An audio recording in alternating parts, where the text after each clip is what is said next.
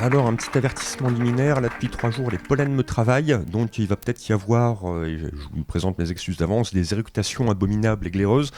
Ça fera une bande-son appropriée, mais c'était pas conçu pour ça.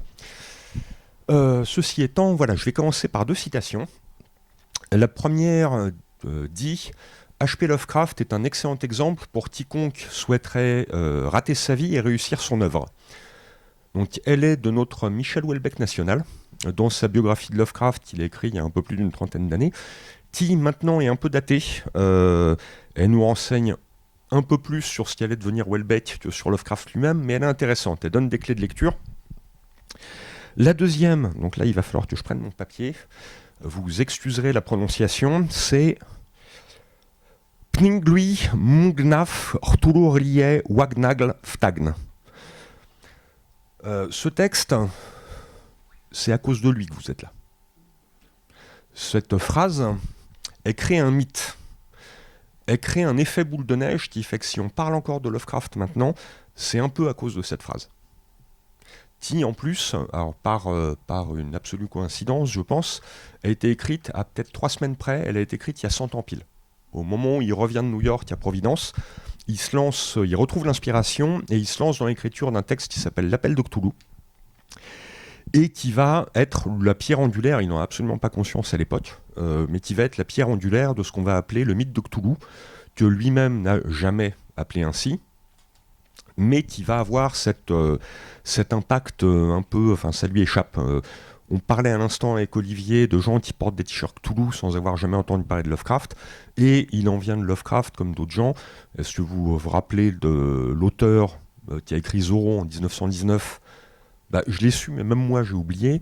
Edgar Rice Burroughs, on s'en souvient pour Tarzan, mais en fait, les romans, plus personne ne lit les romans, et Tarzan est complètement inséré dans notre pop culture. Cthulhu, c'est pareil. Il a fallu du temps, et on reviendra un peu là-dessus, mais Cthulhu a complètement échappé à son auteur. Et donc, Lovecraft, c'est qui ? C'est quoi ? Là, j'ai mis en image liminaire des énormes tentacules, et quand on dit Lovecraft à des gens qui voient un peu ce que c'est, ils vont penser à ça. Donc Lovecraft, c'était ce monsieur assez austère, brillant intellectuellement, mais avec aussi des côtés obscurs sur lesquels on reviendra. Si Houellebecq se passionne pour Lovecraft, c'est entre autres pour le racisme de Lovecraft qui devient une clé de lecture pour Houellebecq, et c'est une clé de lecture qui est intéressante. C'est pas la seule, mais elle est intéressante. Ça va être aussi des cités immenses. Donc là, c'est un extrait d'un portfolio qui s'appelle Necronomicon par Philippe Douriet, qui est tout jeune à l'époque. Là, on est à la fin des années 60, mais on reconnaît déjà, son style est déjà en train d'apparaître à l'époque. Et si vous explorez un petit peu la pop culture contemporaine, enfin sur les 50 dernières années, si vous écoutez du métal, vous avez peut-être entendu Black Sabbath et Behind the Wall of Sleep, c'est Lovecraft. Metallica, Call of Cthulhu, Lovecraft. Stephen King, vous aimez bien ces ambiances de petites villes paumées au fin fond de la Nouvelle-Angleterre, dans le Vermont, Castle Rock, tout ça. Lovecraft, et il le revendique, il s'en cache absolument pas. Vous aimez les comics ? Vous aimez Hellboy ? Vous connaissez Hellboy ? Lovecraft. Alors pas que, mais il y en a aussi. Guillermo del Toro, ça vous dit peut-être quelque chose, il y aura une projection de Guillermo del Toro ce mois-ci. Lovecraft, c'est un des grands drames de sa vie, c'est qu'il n'a pas pu faire l'adaptation de Lovecraft dont il rêvait avec Les Montagnes hallucinées. Alien, on peut tirer un fil qui nous amène, mais en droite ligne, à Lovecraft. John Carpenter, grand fan de Lovecraft, et je peux continuer comme ça assez longtemps, avec plein de gens, même récemment, si vous avez lu le roman The Fisherman, un roman d'horreur qui est sorti il y a 1 an et demi. Ouais, il sent bon, non, ça parle de poissons morts, donc non, ça sent pas bon, mais ça sent son Lovecraft. Donc ça fait partie des choses, voilà, le côté aquatique, l'horreur aquatique, c'est vraiment un des fondements de l'esthétique Lovecraftienne. La folie des créatures absolument informes, la folie, c'est aussi un de ses grands thèmes, et on expliquera pourquoi. Donc cet homme-là a vraiment constitué une date. Il y a un avant et un après Lovecraft dans la littérature fantastique. Alors l'avant, il y a plein de choses. L'écrivain argentin Borges disait, il paraît que Kafka contemporain de Lovecraft, mais il s'ignorait l'un l'autre. Mais tout auteur crée ses précurseurs. C'est-à-dire qu'il y a plein d'auteurs maintenant, sur lesquels on va revenir rapidement dans un instant, qui ont alimenté Lovecraft et que maintenant on lit, qu'on n'aurait pas forcément rapproché les uns avec les autres, mais on peut lire maintenant en relation avec Lovecraft. Et il y a tout un tas d'auteurs par la suite qui vont s'inspirer de lui. Il va y avoir même une bande à Lovecraft, la bande à Weird Tales. Alors donc là j'ai mis une couverture de Pulps Astounding où il y a les montagnes hallucinées qui est un de ses grands textes. Mais normalement voilà. La bande à Lovecraft elle est centrée sur ce magazine-là, Weird Tales. Donc c'est un pulp, c'est des magazines à pas cher. Alors le Weird Tales était à 25 cents, c'était un des plus chers sur le marché. Souvent c'était à 10 cents, donc il y a 2 sous. C'était vraiment ce qu'on appellerait maintenant de la littérature de gare. Enfin, ce qu'on a appelé de la littérature de gare, je crois que ce terme est en train de sortir de l'usage. Mais c'était vraiment ça, de la littérature populaire imprimée sur très mauvais papier, dans lesquels il s'est retrouvé un peu à son corps défendant, avec tout un tas d'autres gens qui ont eu un impact aussi. Si je vous dis Robert E. Howard, ça vous dit peut-être rien, mais si je vous dis Conan le Barbare, peut-être un peu plus. Et tout un tas d'autres gens qui ont eu un impact sur la pop culture et notamment la littérature fantastique et de science-fiction. Et qui se sont croisés, ont constitué une espèce de bande qui se partageait des concepts. Certaines idées de Lovecraft étaient réemployées par ses camarades avec sa bénédiction, et lui-même shippait des concepts, des créatures, des livres maudits à ses petits camarades aussi. Il y avait une espèce de truc collectif, et je parlais à l'instant du coup du canular. Ça amusait énormément Lovecraft. Alors, c'est un monsieur qui a l'air austère comme ça, mais qui avait un sens de l'humour à froid assez intéressant. Et le côté canular, où des gens dans d'autres revues aussi retrouvaient des références à Abdul al-Azred, à Cthulhu, au Necronomicon, à Lunos Preslicious Kulton de Von Huns, ou des choses comme ça, ça crédibilisait la chose. James Blish, grand auteur de science-fiction un peu oublié de nos jours, et avait même un peu paniqué en voyant dans le Los Angeles Times une petite annonce pour un exemplaire défraîchi du Necronomicon, et il écrit, Blish est tout jeune à l'époque, mais il écrit une lettre paniquée à Lovecraft, qui lui fait « mais je croyais que c'était une blague, moi, le machin », et quelqu'un le vend, et Lovecraft le rassure en disant « c'est une blague », et il lui donne même le nom, selon lui, du responsable, sur lequel on reviendra aussi, parce que là, il y a encore d'autres gens dont vous ignorez peut-être, des gens qui ont marqué votre imaginaire, et dont vous ignorez peut-être qu'il y a un rapport direct avec Lovecraft. Donc, cette histoire de Pulps, c'est à la fois ce qui a permis à Lovecraft d'être connu, de se faire connaître. C'est aussi le grand drame de sa vie, parce que c'est du magazine. Donc ça disparaît après publication. Et Lovecraft, de son vivant, n'a quasiment jamais été imprimé en recueil, ou alors à des tirages minuscules, artisanaux, enfin des choses faites par des amis à lui, comme Robert Barlow, qui a dû imprimer de son vivant une 40aine d'exemplaires de la Maison de la Sorcière, je crois, donc qui était même pas vendu en librairie, c'était distribué aux copains. Et il aurait aimé, en fait, les pulps étant une littérature de garde. Là, vous avez par exemple Councilman, on a complètement oublié ce tome-là, Seabury Queen, qui était l'énorme vedette de Weird Tales à l'époque, avec les aventures de Jules de Grandin, investigateur du surnaturel. Plus personne ne lit ça de nos jours. Et il doit y avoir 205 histoires de Jules de Grandin. Certaines sont pas mal, mais globalement, c'est complètement illisible de nos jours. Et en fait, les gens qui sont restés de cette époque-là sont précisément la bande à Lovecraft. Alors, je disais qu'il y a un avant et un après Lovecraft, mais il y a des précurseurs, et il y a des précurseurs avérés, reconnus, revendiqués. Là, vous avez Edgar Poe, qui va vraiment être, il le découvre tout jeune, c'est vraiment une inspiration majeure, même dans le style de Lovecraft. Et sur l'écriture, si vous avez lu un peu Lovecraft, notamment en anglais, mais les bonnes traductions essayent de restituer cette patine-là, votre première réaction en général, c'est de vous dire c'est quand même un peu vieillot dans l'écriture. Non seulement c'est délibéré, mais en plus c'était déjà vieillot au moment où il écrit. C'est-à-dire que ses idoles au départ, c'est des gens comme Edgar Poe, donc qui vit 80 ans avant lui à peu près, qui écrit dans les années 1840, donc qui invente le roman policier, qui invente une manière de raconter l'horreur. Vous avez tous entendu parler, le masque de la mort rouge, la chute de la maison Usher, la lettre volée, double assassinat dans la rue Morgue. Lovecraft est fan de ça, il essaye, surtout à ses débuts, de refaire la même chose, d'être dans la continuité d'Edgar Poe. Edgar Poe, encore un personnage avec de gros problèmes psychologiques, enfin qui n'allait pas très bien dans sa vie, qui n'a pas forcément très bien fini, etc. Autre personnage qui est beaucoup moins connu en France et en Europe, mais qui est très important pour la Nouvelle-Angleterre, qui est la région des États-Unis où vivait Lovecraft, Nathaniel Hawthorne, qui est l'écrivain régional de base de la Nouvelle-Angleterre, avec là la lettre écarlate, qui est une histoire à l'époque puritaine d'adultère et de pression sociale. Mais aussi, il a écrit tout un tas d'autres textes.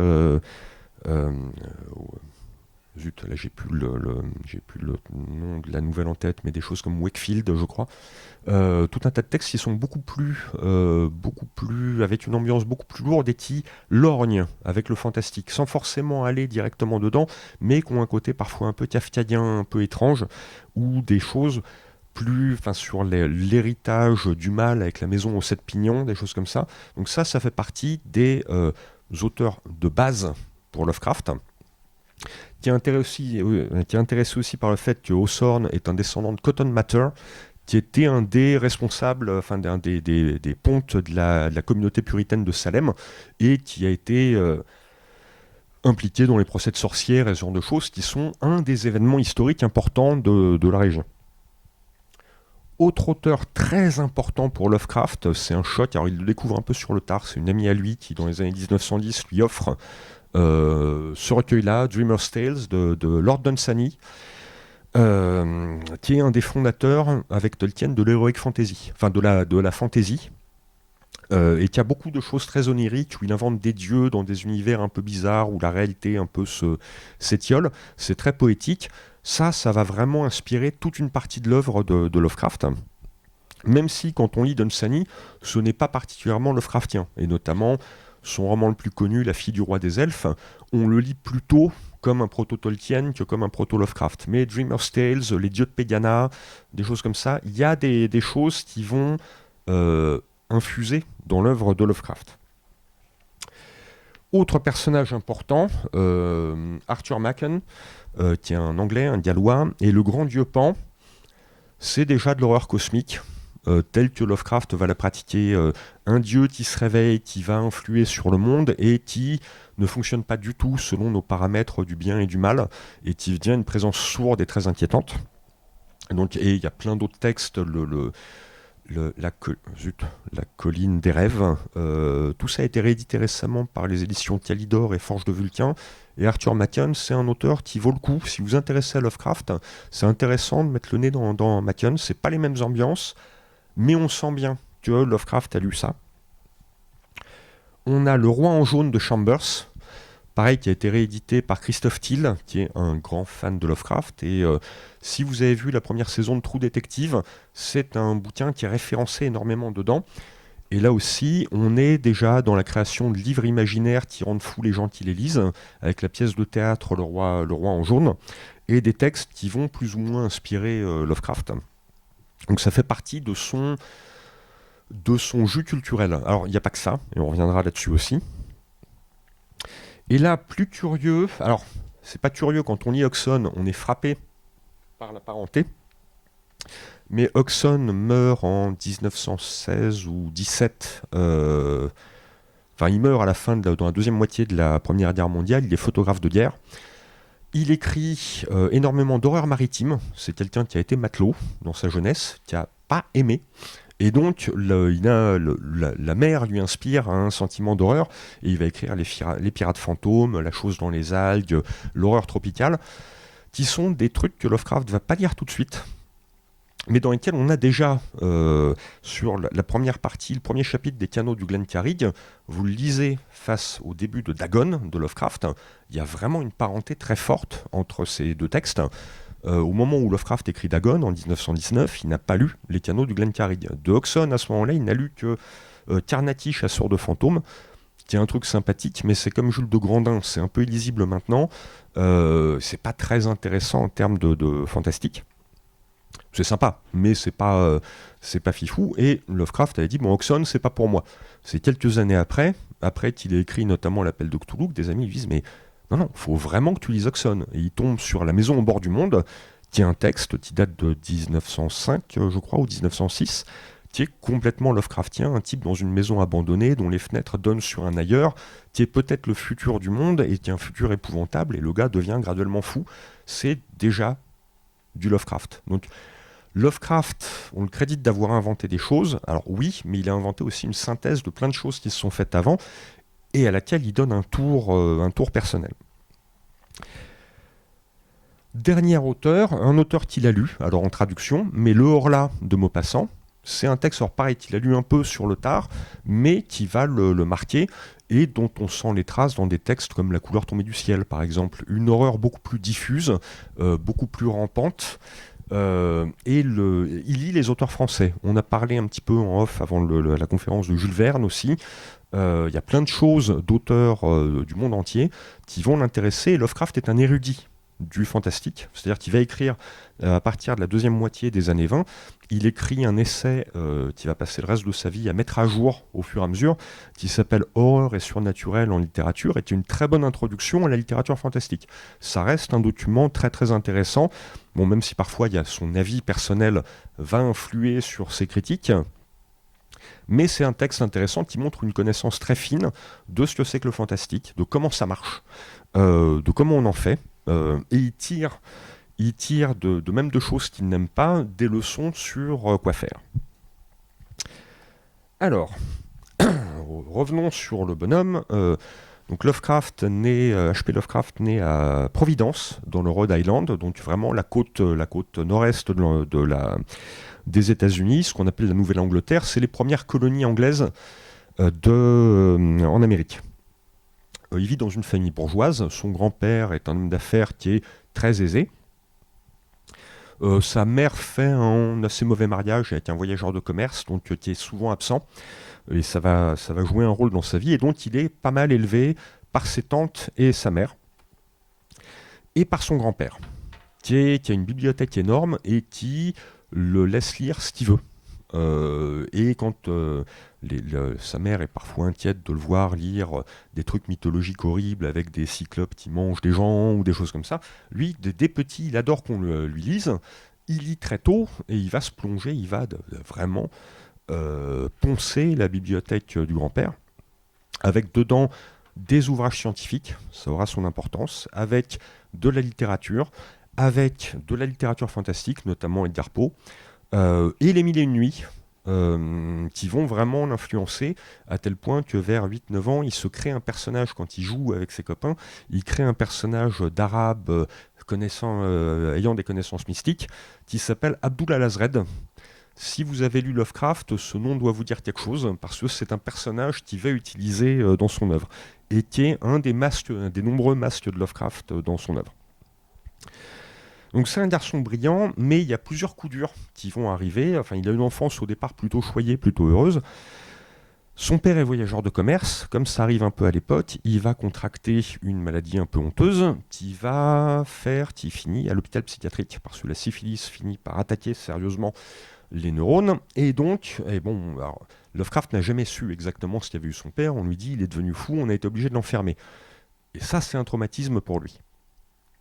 Dans la foulée, peu de temps après, son grand-père, qui est un monsieur aisé, fait faillite. Il y a une crise économique, il a fait des mauvais investissements, et d'un coup, crac, la fortune familiale est largement amputée, et donc d'un coup, le train de vie commence à se réduire graduellement.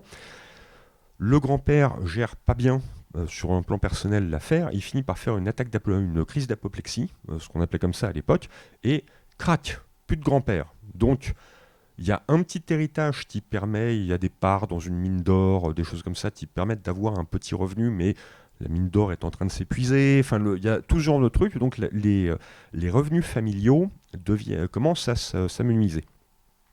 Sa mère vit mal la situation, commence à devenir franchement abusive, c'est une relation très fusionnelle et très pesante pour le jeune Lovecraft. Une de ses tantes se marie alors à un médecin, donc elle va pouvoir alimenter, elle va pouvoir aider un petit peu, mais ça devient un petit peu compliqué et toute la vie de Lovecraft devient l'histoire de cette dégringolade sociale. Mais toute sa vie, il garde le souvenir de ça, dont il essaye, le gentleman austère qui essaie de s'habiller un peu chic, etc., même avec des costumes qu'il va porter parfois pendant 15 ans, mais qui ont un côté gentleman, et ça, il va tenir à ça, à cette espèce de sauvegarder les apparences, même quand il n'a pas un sou et qu'il mange avec 25 cents par jour. Donc à l'adolescence, tout ça finit par peser un peu, et à l'adolescence, il fait vraiment une dépression nerveuse qui va lui coûter ses études. Il voulait entrer à la Brown University de Providence parce qu'il se passionne pour les sciences. Euh, Tout jeune, vers 13-14 ans, il écrit dans les journaux locaux, notamment des notules sur l'astronomie, genre le ciel du mois de mars, que voir, est-ce qu'il y a une éclipse, est-ce qu'il y a un truc intéressant à voir, vers quoi pointer vos télescopes, si vos lunettes astronomiques, si vous en avez une. Il se fait offrir d'ailleurs une lunette astronomique, au moment où ils ont encore un peu de sous.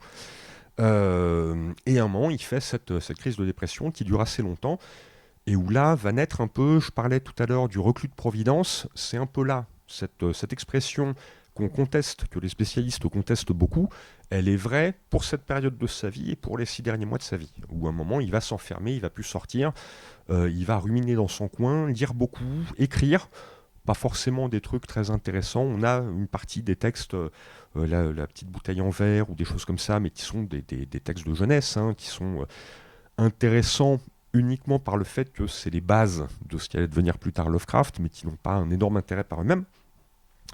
Ce qui va l'en sortir, c'est la presse amateur. Et ça, c'est un truc qui apparaît, qui existe depuis une quinzaine d'années. En fait, il y a des moyens de reproduction. Alors, c'est pas encore des photocopieuses modernes ou des imprimantes modernes, mais si vous avez connu, là on est dans une fac, mais si vous avez connu les anciennes Ronéo à alcool, les gens de ma génération se rappellent un peu de ces trucs-là, ou d'autres outils un peu du même genre qui empestent un peu moins les solvants, euh, il devient facile pour quelqu'un d'imprimer un petit bulletin. Alors on dirait maintenant un fanzine, enfin même maintenant pareil les fanzines, ça revient un peu, mais un truc amateur. Et ces gens-là, alors pour citer un grand homme de notre temps, soyez fiers d'être des amateurs, mais c'est exactement ça. Ces gens-là sont fiers d'être des amateurs, de ne pas être dans les grands journaux new-yorkais, de ne pas être soumis aux diktats de Randolph Hearst, de William Randolph Hearst et de la presse, ce qu'on appelle la presse jaune à l'époque. Ils peuvent raconter ce qu'ils veulent, ils peuvent parler de ce qu'ils veulent. Et Lovecraft va se jeter à corps perdu dans ces trucs-là, et comme c'est quand même très artisanal, ces gens-là finissent par se reconnaître, par se connaître entre eux, par se regrouper en associations. Il y a 2 associations principales et Lovecraft va faire partie des 2. Et pour quelqu'un que la légende décrit comme asocial, il va prendre la présidence d'une de ces associations-là. Et un truc rigolo, où là, au risque de l'anachronisme, ces gens-là constituent un véritable réseau social.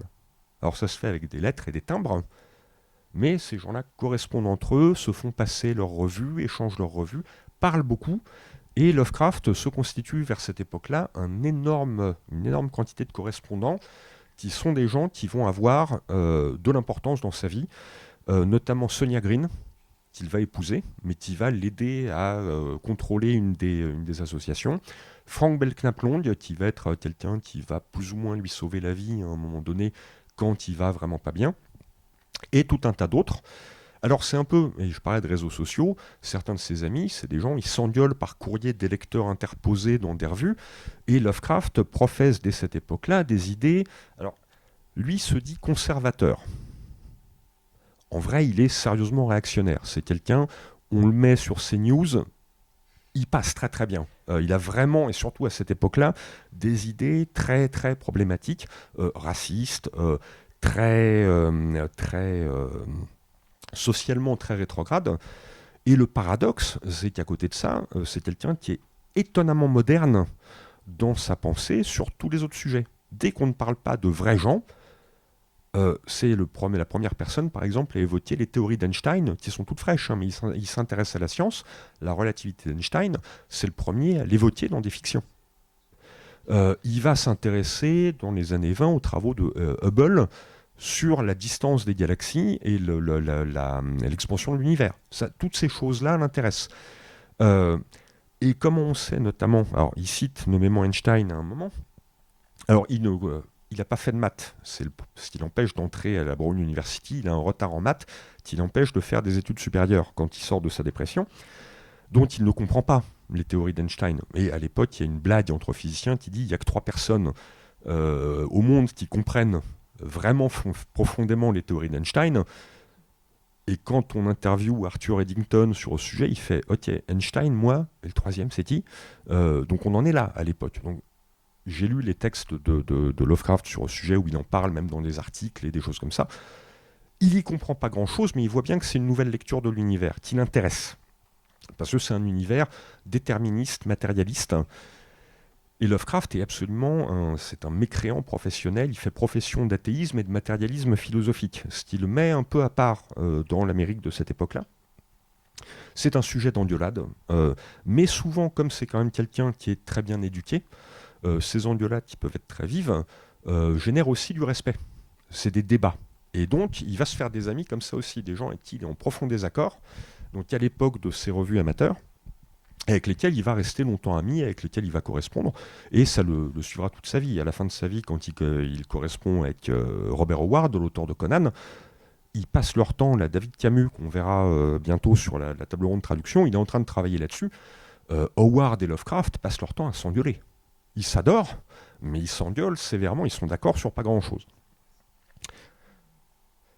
Donc il adore les sciences, c'est quelque chose qui vraiment le passionne.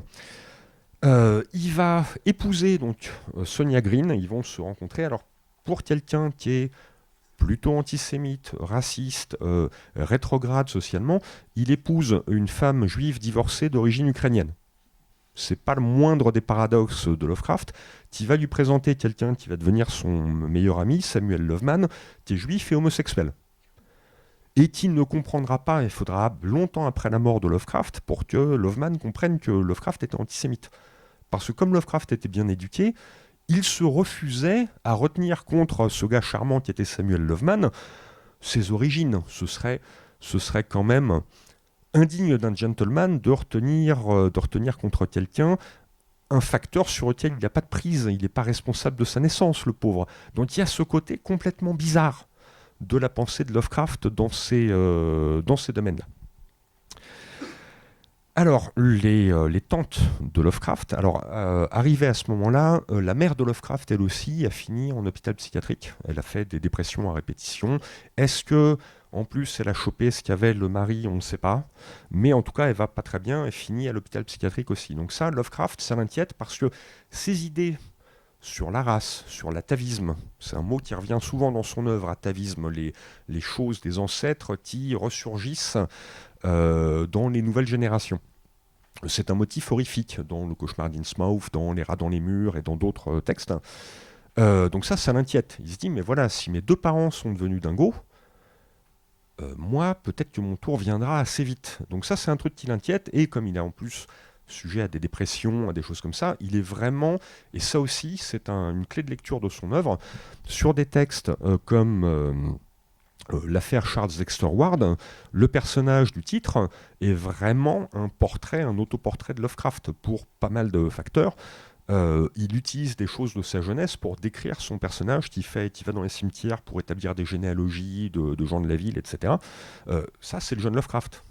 Mais qui se retrouve possédé, alors c'est plus compliqué que ça, mais je voudrais pas spoiler, mais soumis à l'esprit d'un ancêtre qui était sorcier à l'époque de Salem, qui a été brûlé, mais qui avait promis qu'il reviendrait, etc. Et cette remontée du truc s'apparente à de la folie. Et ça, il y a un vrai travail sur lui-même de Lovecraft dans un texte comme celui-là. Il épouse Sonia Green, ses tantes qui sont quand même assez conservatrices aussi voient d'un très mauvais œil cette union, et il va prendre du champ. Alors il est déjà allé à New York plusieurs fois, et New York c'est gigantesque, c'est quand même la ville où il se passe des choses. Il est très content au départ. Le problème c'est qu'il n'a pas les moyens de vivre à Manhattan, donc ils vont vivre à Brooklyn. Donc là cette photo a été prise à Brooklyn. Et Brooklyn, c'est justement les quartiers pas chers, et donc les quartiers populaires et les quartiers d'immigration. Vous voyez tout de suite venir le problème, et au départ ils sont plutôt dans les hauteurs de Brooklyn, mais Sonia a des problèmes professionnels, elle est obligée de partir de plus en plus loin à Chicago, à Cleveland pour travailler, donc elle est de moins en moins là. Et à un moment, elle a beau envoyer, il faut qu'elle se loge à Cleveland, donc elle a moins de sous, elle est en partie en chômage partiel, elle a moins de sous, elle doit se loger, elle envoie des sous à Lovecraft, ses tantes lui en envoient aussi, mais à un moment, l'appartement des beaux quartiers de Brooklyn, c'est plus possible, donc il va louer un studio à la frontière d'un quartier qui s'appelle Red Hook.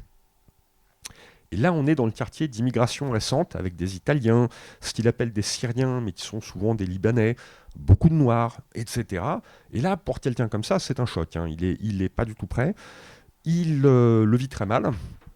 Il commence à nouveau à se morfondre et à déprimer. Et donc, justement, ses amis new-yorkais, Frank Belknap Long, dont je parlais tout à l'heure, Samuel Dovman, vont l'aider, vont essayer de lui trouver du boulot. Ça se passe pas forcément bien, mais il écrit des publicités pour des menuiseries qui font des meubles à l'ancienne, des choses comme ça. Donc il a vraiment l'impression de déchoir, parce qu'il est obligé de gagner sa vie. Pour un gentleman, c'est mal. Et d'un autre côté, la presse amateur, ça ne paye pas. Ses amis à l'époque vont le convaincre d'envoyer des textes à Weird Tales, cette revue dont je parlais tout à l'heure, qui est donc un pulp, et lui dire, t'écris des super textes, publie-les professionnellement, ça te fera quand même quelques sous, ça ira mieux. Lovecraft étant Lovecraft, c'est-à-dire un monsieur un peu compliqué, la lettre qu'il envoie à Weird Tales, et bon, s'il y a des auteurs dans la salle, lisez-la. C'est tout ce qu'il ne faut pas faire. Mais vraiment. Oui, je vous envoie quelques textes sous la pression de mes amis. Bon, il y en a 4, mais lisez d'abord Dagon. Si celui-là vous plaît pas, ne perdez pas votre temps avec les autres, ce sera pire. Je n'écris pas selon les contraintes de l'écriture commerciale, ça m'emmerde. Alors il ne va pas employer ce terme-là, mais en tout cas, je n'écris pas sous les termes sous le poids des règles de l'écriture commerciale, mais uniquement pour mon propre amusement. Et en fait, la lettre va amuser le gars qui va lire Dagon, qui va trouver ça très bien, qui va lire les autres et qui va le publier. Donc d'un coup, il se retrouve avec un petit revenu. Alors, les pulps, ça paye pas très bien, il faut produire beaucoup pour... et Lovecraft et Weird Tales payent mal, et à publication. Donc, le texte est pris, l'avance, enfin les droits sur ce texte ne sont versés qu'au moment où la revue est publiée. Ça peut prendre 6 mois, 1 an et demi. Donc c'est pas une solution non plus. Et donc ils tournent en rond, ils se morfondent, ils mangent très mal, ils se vendent dans les lettres à ses tantes. Oui, j'arrive à me nourrir pour 25 cents par jour. J'ai eu à traduire ces listes de courses, comprendre quoi il est mort. En fait, c'est des boîtes de raviolis en boîte Heinz, une tranche de fromage, une demi-tranche de pain, et éventuellement, quand les copains me payent un resto, je vais m'empiffrer au resto. Donc il a son poids fait du yo-yo, jusqu'au moment où Sonia lui dit je vais pas pouvoir revenir à New York du tout. Elle essaie de revenir tous les 2-3 mois, passer une semaine avec lui, maman, elle peut plus revenir, et puis elle a l'impression de gérer un môme, quoi. Enfin, le Lovecraft à l'époque, vous voyez un peu Sheldon dans Big Bang Theory, il y a vraiment une parenté entre les deux personnages. Il est quand même assez compliqué à vivre. Alors qu'il s'adore, hein, par ailleurs, mais c'est très compliqué. Et à un moment, donc, il lâche son appartement. Alors en plus, l'appartement est cambriolé, enfin son placard qui est sur le palier est cambriolé. C'est aussi un traumatisme pour lui, parce qu'il y perd ses fameux costumes qu'il portait depuis 15 ans. Et il va passer des mois à hanter toutes les friperies de New York, il va aller jusqu'au Bronx à pied pour trouver le costume dans le tissu qu'il veut, avec les boutons qu'il veut. Il va réussir même à harceler le fripier suffisamment longtemps pour que l'autre lui fasse les retouches à gratuit. Et c'est un délire. Les lettres qu'il envoie à ses tantes pour raconter la quête du costume parfait, c'est juste un délire. Finalement, il craque, et donc en mars 1926, donc il y a pile 100 ans, il prend le train, il rentre à Providence, il se réinstalle chez ses tantes. Il signera jamais les papiers de divorce, parce qu'un gentleman ne divorce pas. Mais il arrive à Providence, qui est une ville assez provinciale, qui est encore avec des vieux bâtiments, des choses comme ça. Alors qui est en train d'évoluer, ça le chagrine, mais il y a encore les rues de son enfance et tout ça. Et d'un coup, il va mieux. Et il va tellement mieux que l'année 26-27, il va aligner les chefs-d'œuvre. L'appel de Cthulhu, l'affaire Charles Dexter Ward, La couleur tombée du ciel, tout un tas de textes absolument formidables. Alors l'appel de Cthulhu, qui est son texte fondamental, le texte pour lequel il est plus connu, va être refusé 3 fois par Weird Tales, qui a changé de rédacteur en chef entre-temps, et le nouveau rédacteur en chef, Farnsworth Wright, ne comprend pas le travail de Lovecraft. Il voit bien qu'il est populaire, qu'il est apprécié, mais il ne comprend pas les textes. L'appel de Cthulhu, c'est trop alambiqué, trop compliqué, style trop rétro. Il fait, mais dégraissez-moi ça, quoi. Enfin, et Lovecraft, bien évidemment, ne veut pas. Et derrière, c'est Donald Vandrey, un de ses camarades, auteur, pas forcément un auteur très intéressant. J'ai lu certains de ses textes et c'est, pour le coup, il est dans la moyenne de Weird Tales. Mais Vandrey va vraiment engueuler Farnsworth Wright en disant, mais vous êtes un crétin. Là, ce sera peut-être le meilleur texte que vous ne publierez jamais. Et l'autre finit par céder et publier l'appel de Cthulhu, qui va vraiment traumatiser une génération de lecteurs, les courriers des lecteurs font qu'il va commencer à échanger avec ses lecteurs de Weird Tales, notamment suite à ce texte-là. Donc ça, c'est de la main de Lovecraft. Alors c'est sur la fin de sa vie, mais un de ses amis et jeune disciple, Robert Barlow, lui demande mais à quoi ressemble Cthulhu, qui est décrit dans la nouvelle, mais l'idole de Cthulhu, qui est décrite dans la nouvelle aussi, il va lui envoyer un croquis de Cthulhu. Donc, qui est cette espèce de dieu endormi dans la cité sous-marine de R'lyeh, qui se réveillera un jour pour détruire l'humanité. Donc là, on est en plein dans le film catastrophe hollywoodien, et il paraît qu'ils sont en train de monter c'est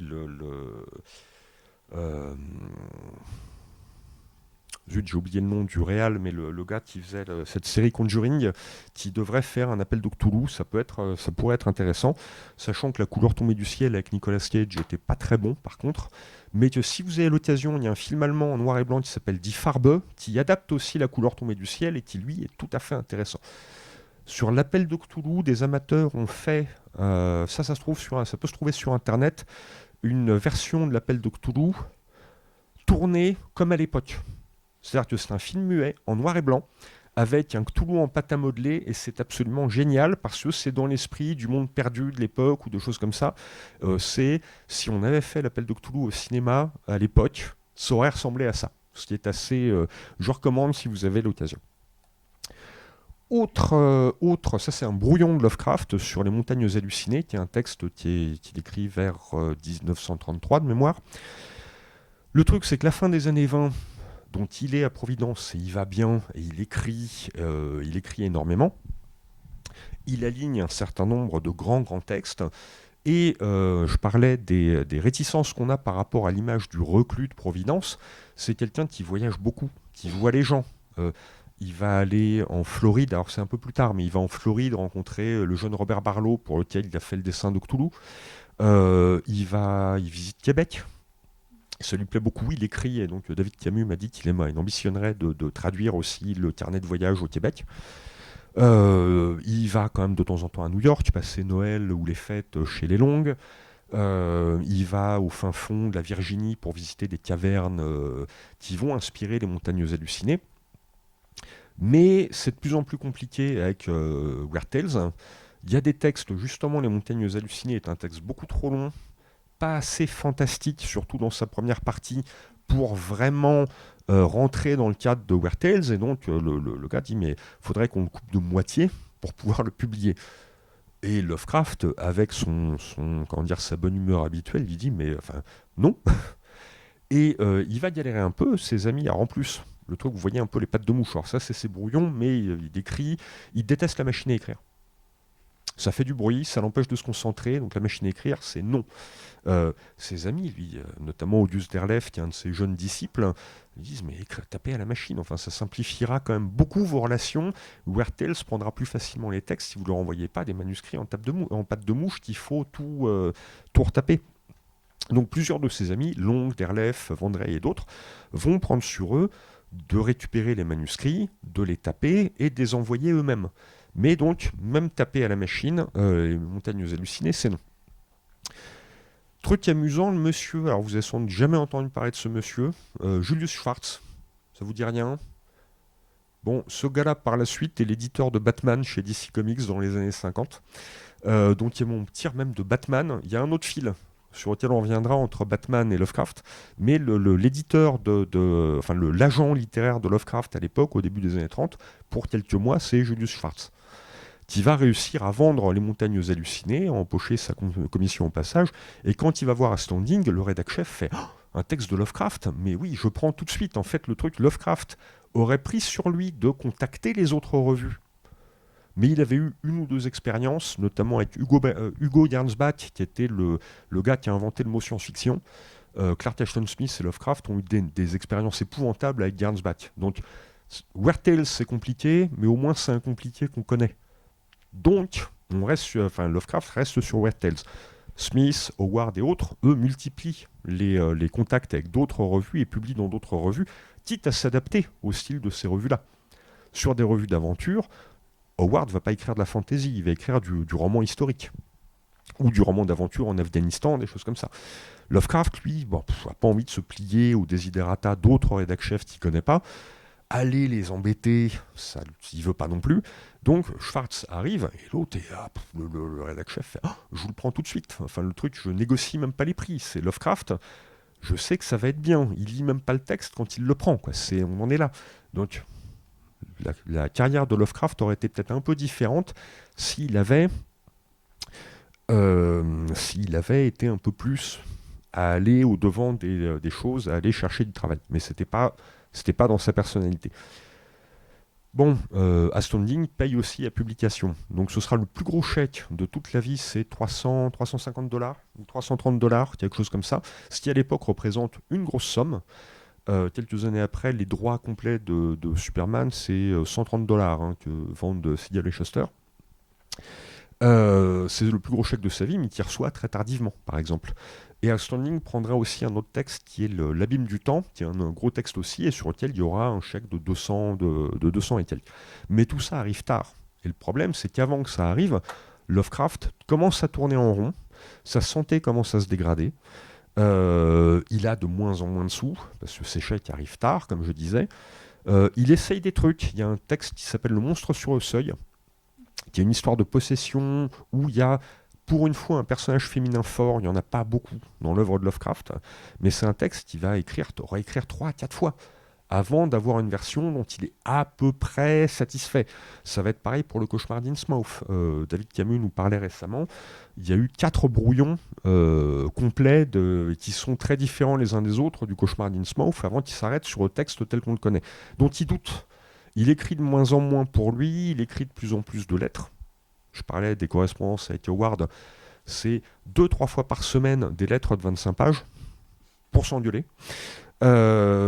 Et surtout, il se dégrade et sa santé, en fait, il mange mal, il mange n'importe quoi. Parfois, il peut se passer des jours et des jours à se nourrir que de glace parce qu'il adore ça. Et en fait, peut-être que ça le soulage, parce qu'il a effectivement, peut-être que son cancer des intestins commence à le travailler, et il mange comme un môme, en fait, qu'on lâche dans une confiserie.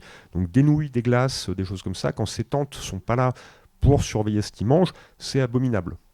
Et donc sa santé se dégrade, et il va mourir d'un cancer diagnostiqué une semaine avant, parce que non mais j'ai une mauvaise grippe, en plus c'est un mauvais malade, tant qu'à faire, j'ai une mauvaise grippe, je m'en remets pas bien, ouais j'ai un peu mal au ventre, et c'est quand à un moment sa tante le retrouve dans la baignoire d'eau glacée depuis 4 heures, où c'est le seul moyen qu'il ait de soulager son mal de ventre, qui a dit mais je vais appeler un médecin. Il fait mais on n'a pas les moyens du médecin, etc. Le médecin le regarde et fait mais allez tout de suite à l'hôpital. Et moins d'une semaine après, crac. Mars 1937, terminé. Il aurait été diagnostiqué plus tôt, peut-être qu'il aurait continué à écrire des choses, peut-être qu'il se serait remis. Ça, c'est une autre histoire que Roland Wagner a écrite. Il y a un roman qui s'appelle H.P. Lovecraft 1890-1989, je crois, qui raconte ce que serait devenu Lovecraft après, où il passe vraiment à la science-fiction et ce genre de choses. Donc ça, c'est pour la vie de Lovecraft. Et donc, là, il quitte la vie pour entrer dans la légende. Là, c'est extrait d'une bande dessinée qui s'appelle Authority. C'est une rencontre entre les personnages de The Authority et de Planetary par Warren Ellis, qui est un fan de Lovecraft, mais qui n'est pas dupe du personnage. Et là, on a une case où un personnage inspiré de Lovecraft trouve des œufs de créatures dans sa dans sa cave, appelle un spécialiste du paranormal et dit « Monsieur Snow, je crois que ce sont des os de nègre ». Enfin, le truc qui a le côté, c'est très caricatural. Bon, Lovecraft était raciste, mais ça devient un des sujets.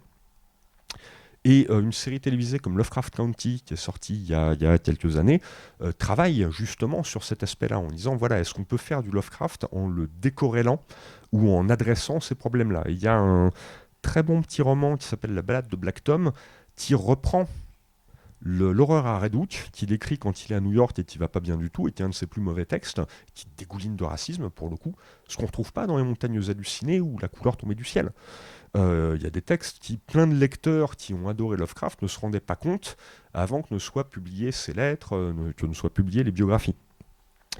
Ce personnage-là entre dans la légende et devient une espèce de mythe, et on va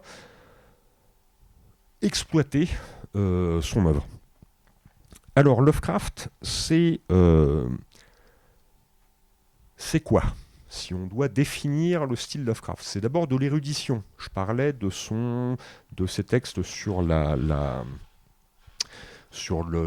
l'évolution du fantastique. Donc, c'est un érudit. Il s'en revendique. Et une partie de ses personnages sont des universitaires, des érudits, des scientifiques. Il se projette aussi sur tout ce qu'il aurait aimé être et qu'il n'est pas. Il aurait aimé être un professeur d'université. Alors, ça aurait peut-être donné avec son... C'était quelqu'un d'assez charismatique quand il le voulait, mais bon, le voir donner des cours, j'en suis pas certain, mais ça le passionne. Donc, des bibliothèques gigantesques, des livres contenant un savoir ancien, dangereux, souvent partiel. C'est souvent intéressant parce que le fameux Necronomicon, qui est un ouvrage maudit qu'il crée, auquel il fait référence dans un certain nombre de ses nouvelles, on ne l'a que dans des traductions latines tirées de la traduction grecque, elle-même tirée d'une version arabe incomplète, d'un gars qui était de toute façon fou, le fameux Abdul al-Azred, mort à Damas dans les années 730, dévoré en plein marché par une créature invisible et en plein jour devant des centaines de témoins, d'après la légende écrite par Lovecraft. La lecture du Necronomicon suffit à rendre fou, ou à emporter les gens vers des pratiques occultes complètement bizarroïdes. On a le tentacule, on pense Lovecraft, on pense tentacule. Alors ce dessin est un dessin ou la vie, vous avez peut-être entendu parler du gars qui a fait ça, un certain Victor Hugo, je crois, qui est dans un roman, on paraît de précurseur, si vous lisez Les Travailleurs de la mer, il y a un combat, le combat d'Iliade contre la pieuvre, et c'est bien le mot pieuvre qui est employé et pas poulpe. C'est à Hugo qu'on doit le mot pieuvre dans la langue française. C'était un mot de patois anglo-normand qu'on parlait à Jersey, Guernesey et tout ça, qui trouve plus parlant que poulpe. Et en fait, tout le monde, depuis, si vous dites pieuvre, c'est la faute à Totor. Je décline toute responsabilité. Mais on a des créatures aquatiques. Lovecraft a lu Nietzsche. Enfin, il a au moins des résumés, il a lu des choses de ce côté-là. On a des lettres où il en parle à Sonia Green. Il a lu Freud. Donc l'idée de retour du refoulé, ça l'intéresse, c'est quelque chose qui va revenir. Et l'océan, comme représentation de ça, les choses qui surgissent des profondeurs océaniques, c'est un truc qui revient tout le temps dans son œuvre et qui est polysémique. C'est-à-dire qu'on a effectivement ce retour du refoulé, mais l'océan, c'est là où partent les bateaux, dans des îles, dans des pays où il y a des gens pas comme nous et qui vont ramener parfois une épouse, mais est-ce qu'elle est complètement humaine et machin. Donc des hommes qui se transforment en poissons, ça c'est le cauchemar d'Innsmouth ou ce genre de choses. Et la remontée du fond des océans dans Dagon et l'appel de Cthulhu, la remontée des profondeurs des montagnes hallucinées, mais aussi la remontée génétique de la folie, du mal qui est ancré dans les ancêtres, qui était, comme je disais tout à l'heure, la grande terreur de Lovecraft. Le truc, il craignait d'être enfermé à l'asile comme ses parents avant lui. Donc on a ça fait partie de choses. Il n'est pas l'inventeur de tout ça, des hommes poissons, on en a dans la science-fiction de l'époque et tout ça, mais il va les rendre, il va en faire quelque chose, il va s'approprier ce genre de motifs, et ça va donner quelque chose qui va sentir son Lovecraft. On a l'exploration, la descente dans les profondeurs, donc c'est l'inverse, le motif inverse, avec le témoignage de Randolph Carter. Randolph Carter, qui est aussi un personnage ressemblant physiquement à Lovecraft et dont certaines des choses dont il rêve, parce qu'il vit une partie de ses aventures en rêve, sont des choses desquelles qui proviennent des terreurs nocturnes d'enfants de Lovecraft. Les fameuses maigres bêtes de la nuit, décrites dans La Recherche de Kadat, viennent directement de choses que voyait Lovecraft dans des états de demi-sommeil quand il était enfant. Donc le témoignage de Randolph Carter qui est tiré d'un rêve qu'il a fait, donc c'est aussi des rêves comme sujet de l'horreur, des gens qui sont rendus fous par leurs rêves. C'est tout à fait un motif Lovecraftien. Là, c'est la nouvelle, et vraiment, il se réveille, il note le rêve, il l'envoie à Samuel Loveman en disant « Tiens, j'ai rêvé de vous. On descendait dans une tombe dans un bayou de Louisiane, et puis vous faisiez croquer par un truc à l'intérieur. » Ce qui fait beaucoup rire Loveman, mais il écrit la nouvelle et il la publie, donc c'est le témoignage de Randolph Carter. Avec, c'est le traducteur qui râle, mais la première édition française, il y a une faute de traduction de Bernard Noël absolument épouvantable qui est devenue qu'on enseigne maintenant en cours de traduction, le Solon Carter, Adieu Carter, traduit par Silon Carter. Si vous avez le recueil Druyet Lovecraft qui est sorti il y a 1 an et demi, ils reprennent cette traduction d'époque et ça m'a fait beaucoup rire. C'est le premier truc que j'ai vérifié. Je suis oh, c'est bien. Puis, ah, mais c'est la traduction de Bernard Noël. Il y a de très bonnes choses dedans. Hein. Il y a aussi ce truc-là, j'ai été vérifié tout de suite, et il y a le Silon Carter. Ça, c'est mon côté sale gosse, j'aime bien vérifier ce genre de choses. Bah là, à propos de Druyet, la cité sans nom, descente dans une cité au fin fond de l'Arabie mystérieuse. Alors, il était raciste, mais par contre, il adorait les Arabes. Peut-être qu'il aurait des problèmes en fait sur CNews, j'ai peut-être dit une bêtise tout à l'heure. Il est fasciné par les Mille et une nuits, et il dit, voilà, la race arabe, grandiose, les meilleurs scientifiques, etc., les astronomes, et puis les secrets de l'Arabie des Mille et une nuits. Et là, on a la descente, c'est un texte de Genèse d'un personnage qui va descendre dans les profondeurs d'une cité enfouie dans les sables du Rub al-Khali en Arabie, et qui va réveiller des créatures crocodiliennes et des hommes crocodiles, et qui va partir de là un petit peu en courant. Texte qui va servir de base aussi à la structure des montagnes hallucinées par la suite, mais qui est plus de 10 ans plus tard et qui est plus maîtrisé. Un des sujets, j'en parlais tout à l'heure, c'est vraiment la vie rurale en Nouvelle-Angleterre. Il y a plein de choses, il va parler des choses venues de l'autre bord de l'océan. Lovecraft n'est pas complètement dupe de son discours de ce côté-là. C'est-à-dire que l'autre risque, il y a le risque de se mélanger avec des gens qu'on ne devrait pas.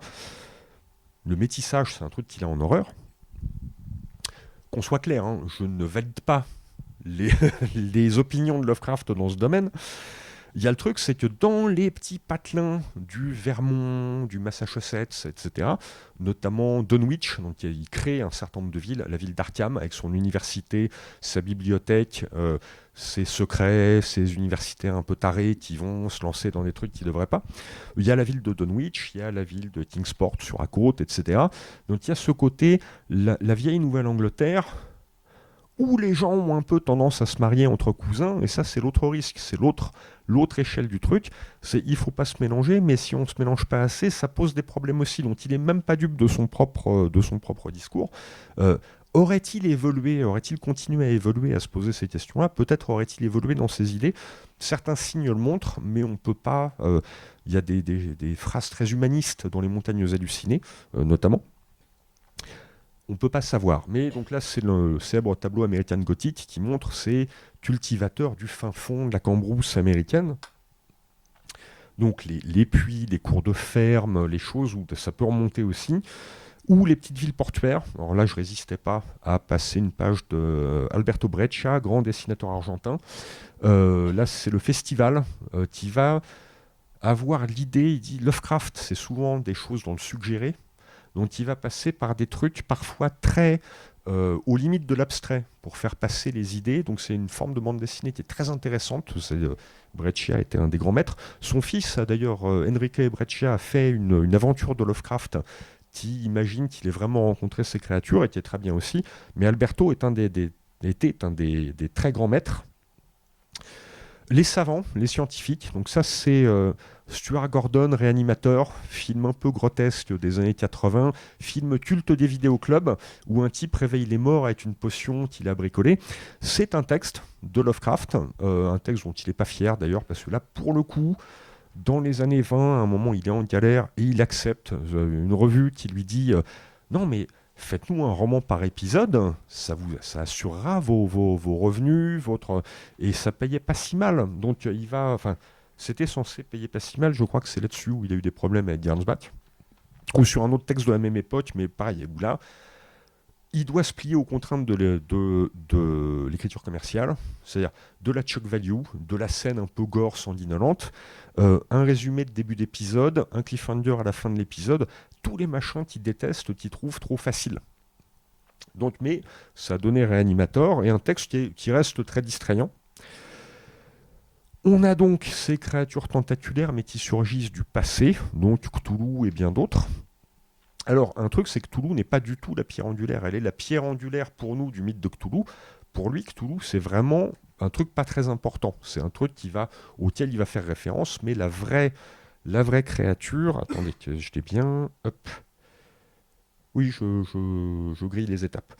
On a les villes. Un des sujets, c'est la ville, notamment quand il est à New York, mais même très tôt, il y a un texte qui s'appelle La rue, où il réfléchit à l'habitat humain, les villes qui deviennent déshumanisées. Là, c'est dans un texte qui s'appelle Nyarlathotep, où un personnage, comme on en a à l'époque, une espèce de fatir venu d'Orient, hypnotise les gens, et c'est une version du joueur de flûte de Hamelin. En fait, les gens vont le suivre et la ville va se vider petit à petit de ses habitants et retourner à l'état sauvage. C'est un texte très court, mais assez terrifiant. Là, c'est une adaptation en BD qui était sortie chez Attileos il y a quelques années. On a donc les retours de l'atavisme avec le cauchemar d'Innsmouth, là encore une case de Alberto Breccia. Et Cthulhu, le surgissement de Cthulhu, où là, justement, Breccia part sur un truc abstrait. On lit quelque chose, on voit bien qu'il y a quelque chose dans ce truc qui remonte. On voit bien que ça grouille, qu'il y a un truc organique, mais on ne sait pas ce que c'est.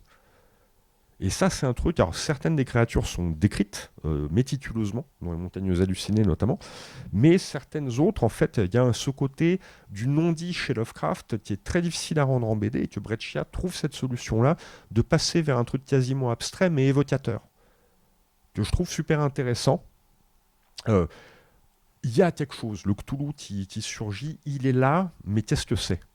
Et cette vision, on ne sait pas quoi qu'est-ce, c'est le genre de truc, si vous êtes myope comme moi, enfin le truc, regardez des machins quand vous n'avez pas vos lunettes et essayez de vous concentrer dessus pour lire ou quoi que ce soit, vous avez très vite mal à la tête. Il y a ce côté, ce malaise qui naît de la contemplation d'une image pareille. La créature fondamentale, en fait, chez Lovecraft, c'est ça. C'est Yog-Sothoth, qui est le gardien des dimensions, des portes. Il est la porte et il est la serrure, il est la porte et il est la clé, il contrôle l'espace et le temps. Et donc cette notion d'espace-temps héritée d'Einstein avec les géométries non euclidiennes, ça sur les villes, la ville d'Aurelie qui est créée selon des principes de géométrie non euclidienne, c'est un truc qu'il a pioché chez Einstein. Il sait à peu près ce que ça veut dire, il sait bien qu'il l'emploie d'une façon un peu baroque, mais la relativité générale, par exemple, est basée sur des géométries non euclidiennes, des géométries d'espace courbe. Ça n'a rien de terrifiant, c'est juste un peu contre-intuitif, mais comme motif littéraire, il en fait un motif littéraire qui est puissant. Cette ville est construite selon une architecture non euclidienne avec des angles bizarres qui rendent malade de rien que de les regarder. C'est un truc qui l'intéressait, ces histoires de dimensions parallèles, d'ouverture de portails, ça l'intéresse aussi. Truc rigolo, c'est qu'à l'époque où il écrit, donc ça c'est à partir des descriptions très vagues de Lovecraft, des peintres qui ont illustré des jeux de rôle ont fait Yog-Sothoth. Cette image-là, c'est du Vassili Kandinsky. Ça date, c'est contemporain de Lovecraft. Et c'est de l'art abstrait. Donc, on revient, là, on tisse un petit fil vers Alberto Breccia qui va vers l'abstraction. Mais c'est aussi, comme représentation du Yog-Sothoth, je la trouve valide. Je trouve ça intéressant. Et de voir que Lovecraft, qui est très passéiste par certains côtés, est complètement dans son époque par d'autres. C'est quelqu'un qui se passionne pour le cinéma, pour l'avancée des sciences, pour l'actualité. Il écrit sur ce qui se passe en Europe pendant la Première Guerre mondiale. Il voulait d'ailleurs s'engager. Il va au bureau, enfin, il fait les papiers, et sa mère, quand elle l'apprend, court au truc et va faire croire à tout le monde qu'il est de santé fragile. Elle va réussir même à le faire croire à lui. Ce qui va poser des problèmes par la suite, et tous les gens qui ont fait des randonnées dans les petites villes du Massachusetts, etc., disent non, il n'a pas de santé fragile. C'est-à-dire que à force de faire 6 heures de marche pour nous montrer tel bâtiment, tel machin, tel port, telle église, le truc c'est que nous on était morts et lui il continuait. Donc santé fragile, on peut en discuter, mais il doit ce truc-là à sa maman. Alors, on revient sur le côté collectif. On a souvent l'image d'un monsieur très solitaire, le reclus de Providence. En fait, quand il tombe malade, oui, il va plus voir grand monde. Le Noël 1936, il devait aller chez les Londes, il écrit une lettre en disant « Là, je vais vraiment pas pouvoir, ma grippe ne me lâche pas. » En fait, il est en train de crever, il le sait pas encore, mais je vais pas pouvoir y aller. Il écrit à Derleth qui va venir, et en fait, arrivera trop tard pour le voir vivant, etc. Donc les pulps, c'est vraiment la forme de littérature populaire à l'époque, et il y a plein de gens dont j'ai donné déjà quelques noms dedans. Voilà, Robert Howard. Alors Robert Howard, donc Conan le barbare, il n'y a pas plus différent a priori des aventures de Conan qui va combattre des sorciers, leur défoncer la gueule à coups de hache, profiter des trésors pour se payer des femmes, à boire, des banquets. C'est l'inverse de ce monsieur austère qui est Lovecraft. Mais à un moment, en 1930, Robert Howard, qui écrit depuis quelques années dans Weird Tales, lit Lovecraft avec passion, et il va écrire des textes horrifiques. Il y a La Pierre Noire, notamment, qui est repris dans les anthologies de textes Lovecraftiens, qui est un chouette texte horrifique qui se passe en Roumanie, enfin, c'est un pays de cauchemar à la base. C'est un Serbe qui parle, hein, mais... Robert Howard va écrire à un moment dans Les Rats dans les murs, votre personnage là dit un truc en langue celtique et il parle en gaélique. Et pourquoi ? Et Lovecraft est un peu surpris en disant le truc il a des ancêtres celtes et puis le retour du refué, machin, dont il parle dans la langue de ses ancêtres. Ouais, mais votre truc est au pays de Galles, on parle le gallois et pas le gaélique. Le gaélique c'est en Irlande ou en Écosse, mais pas au pays de Galles. Et là, le frère fait « Ah, mais je savais pas » et tout. Il répond très embêté, hein. Il répond très humblement d'ailleurs, en disant vous connaissez mieux que moi, expliquez-moi ça. Et pendant les 6 ans qui suivent, ils s'écrivent 2-3 lettres par semaine. Au départ, Howard est un peu plus jeune, et nettement plus jeune que Lovecraft, dont il est très respectueux, etc. Quand ils commencent effectivement à bien se connaître, là, ils vont sortir un peu les flingues. D'ailleurs, Lovecraft va surnommer Howard Two Guns Bob les 2 pistolets, parce qu'en plus Howard vit au Texas et adore les histoires de cow-boys, il a écrit du western aussi, et c'est un surnom qu'on utilise encore quand on parle de Howard. Donc il y a ce personnage-là qui est très différent. Howard est alors, il est sujet aussi à de la dépression, pour d'autres raisons. Il est le seul intellectuel écrivain de son patelin du nord du Texas, et donc il est considéré comme un extraterrestre par toute la communauté. Il va le vivre très mal, et seule sa mère le soutient. Sa mère meurt, il ne va pas le supporter, et boum, coup de fusil, enfin il nous fait une Kurt Cobain. Ce qui est un gros choc pour Lovecraft. Mais 2 personnages très différents qui vont se retrouver s'engueuler mais s'adorer. Donc là, Lovecraft, Howard dans les rééditions des années 60 avec les couvertures de Frank Frazetta. Catherine Moore. Donc Lovecraft, on pourrait croire misogyne, est très copain avec Catherine Lucille Moore, qui écrit au départ C.L. Moore, pour pas qu'on sache que c'est une femme, parce que dans les pulps à l'époque, c'est mal vu. Chamblao, texte inspiré, c'est une version spatiale de la Méduse. Elle crée un personnage qui est un peu un Conan de l'espace. C'est un peu un proto-Yann Solo de Star Wars. Mais en fait, dans les aventures de Northwest Smith, il y a des textes qui sont extrêmement Lovecraftiens, avec des entités vivant dans des astéroïdes, dans les profondeurs de Mars, etc. C'est elle qui lui annoncera la mort de Howard, notamment. Donc ils s'apprécient beaucoup. Ils ont écrit ensemble un texte, un cadavre exquis, avec notamment aussi Henry Kuttner, qui deviendra l'époux de Catherine Moore. On a Clark Ashton Smith, et là c'est un gros morceau, un auteur qui est culte, vraiment au sens le plus primaire du truc. C'est pas très connu, Smith, mais de la bande à Lovecraft, c'est sans doute celui qui écrit le mieux. Je dis pas que Lovecraft écrit mal, il a un style à lui qui est pensé, qui a du sens. Ce côté rétro, un peu désuet du style Lovecraft a vraiment du sens pour lui, il le maîtrise à la perfection. Beaucoup de gens qui par la suite ont voulu faire du Lovecraft et essayer d'imiter son style, s'y sont cassés les dents. On en parlait tout à l'heure, j'ai eu à traduire ou à retravailler les traductions de Derleth. C'est un enfer, tellement il a du mal à piger vraiment s'il essaye de faire Lovecraft et quand il imite. Smith, lui, est poète décadent et symboliste, primé. À un moment, il gagne sa vie, justement, il a besoin de sous, parce que la poésie ne paye pas son homme. Il va écrire pour les pulps pendant 10 ans pour se refaire. Et lui est vraiment, le fait qu'il soit poète se voit dans sa littérature. J'ai eu à traduire Smith. C'est aussi un enfer, mais pas pour les mêmes raisons que Derleth. Parce qu'un style baroque fleuri, extrêmement riche comme ça, si on n'y prend pas garde, ça devient ridicule à la traduction en français. Donc il y a vraiment des réglages à trouver. Parmi ces textes, il y a tout le cycle de Zotique, donc qui est de la fantaisie à la Robert Howard, à ceci près que c'est plus proche de Lovecraft, dans le sens que les héros qui vont combattre les sorciers, les armées de zombies, etc., soit meurent, soit deviennent fous, soit sont complètement subjugués par des pouvoirs abominables. Ça se termine jamais bien. C'est encore pire que Lovecraft de ce point de vue-là. Il y a un texte que j'adore, qui s'appelle La nuit dans Malnéant, qui est vraiment, ça se passe au XVIIIe siècle, où un aristocrate décadent qui entre dans une ville qui est peut-être la porte de l'enfer, en fait, et s'en aperçoit en cours de route, où ses péchés le poursuivent là-dedans. Très très beau texte, où on sent la patte d'un homme qui a appris le français par ses propres moyens, pour pouvoir lire Baudelaire et Lautréamont dans le texte, et pour pouvoir traduire Baudelaire, donner une traduction valable de Baudelaire en anglais. Donc quelqu'un qui sait de quoi il cause quand il fait de la littérature comme ça. Et un texte rigolo qui s'appelle Les caveaux de Yovombis, daté de 1932, dans lequel des archéologues sur une autre planète descendent dans une ruine extraterrestre. Il y a des hiéroglyphes à l'entrée, c'est un peu peut-être un avertissement, on ne sait pas trop. Et puis à l'intérieur, dans les profondeurs du truc, une créature leur saute à la figure et les mange. On est 47 ans ou 48 ans avant Alien de Ridley Scott, et il est certain que Digger et O'Bannon, qui étaient un peu à la manœuvre sur les créatures d'Alien, avaient lu ce texte. Donc Smith, grand bonhomme, pas assez lu de nos jours. Frank Belknap Long, pas un très grand auteur, mais il a quelques textes, notamment Les Chiens de Tindalos, qui tiennent une place éminente dans le mythe Lovecraftien, et qui est vraiment quelqu'un, ça a été un des très proches amis jusqu'à la fin de Lovecraft. Pas certains de ses textes, Le Druide Noir ou des choses comme ça, sont parfaitement oubliables, mais il y en a quelques-uns, comme Les Chiens de Tindalos, qui sont très très bien, et qui justement profitent, alors lui a encore moins compris que Lovecraft les histoires de géométrie non euclidienne, mais il en tire aussi sur les angles bizarres, les trucs comme ça, il en tire un motif littéraire qui est rigolo, notamment celui d'angle de temps.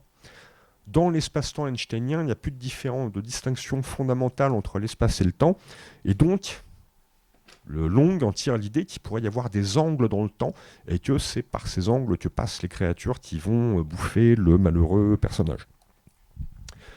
Et Robert Bloch, qui a 13 ou 14 ans quand il écrit pour la première fois à Lovecraft, qui va devenir vraiment un de ses disciples. Alors, je parlais de la fameuse petite annonce sur Necronomicon. C'est Lovecraft répond à Blish, c'est le jeune Robert Bloch qui fait encore le guignol. C'est à peu près comme ça, donc vous inquiétez pas. Alors que Lovecraft est... Alors, Bloch ne le sait pas à ce moment-là, mais alors que Lovecraft est sur la fin de sa vie, Bloch écrit un texte qui s'appelle... zut, je l'ai plus. Le Shambler of the Stars, enfin j'ai plus le titre français, dans lequel un écrivain un peu reclus, un peu bizarre, qui vit dans une ville de Nouvelle-Angleterre, se fait bouffer par une créature invisible, tout vivant, qu'il a invoqué par ses écrits. Le texte est publié dans Weird Tales. Lovecraft reçoit son numéro de Weird Tales. Alors, ils correspondent déjà depuis quelques temps, ils s'écrivent de temps en temps. Il lit le texte. Lovecraft a de l'humour. Il vient de se faire buter par un de ses jeunes disciples dans un texte. Il est absolument mort de rire, il trouve ça génial, ça l'amuse énormément. Il répond en faisant l'habitant des ténèbres, enfin, ou celui qui hantait les ténèbres, dans lequel un certain Robert Blake meurt de peur parce qu'il a été réveillé dans un clocher, une créature qui va le pourchasser dans toute la ville et se présenter à sa fenêtre alors qu'il sent qu'il est pourchassé.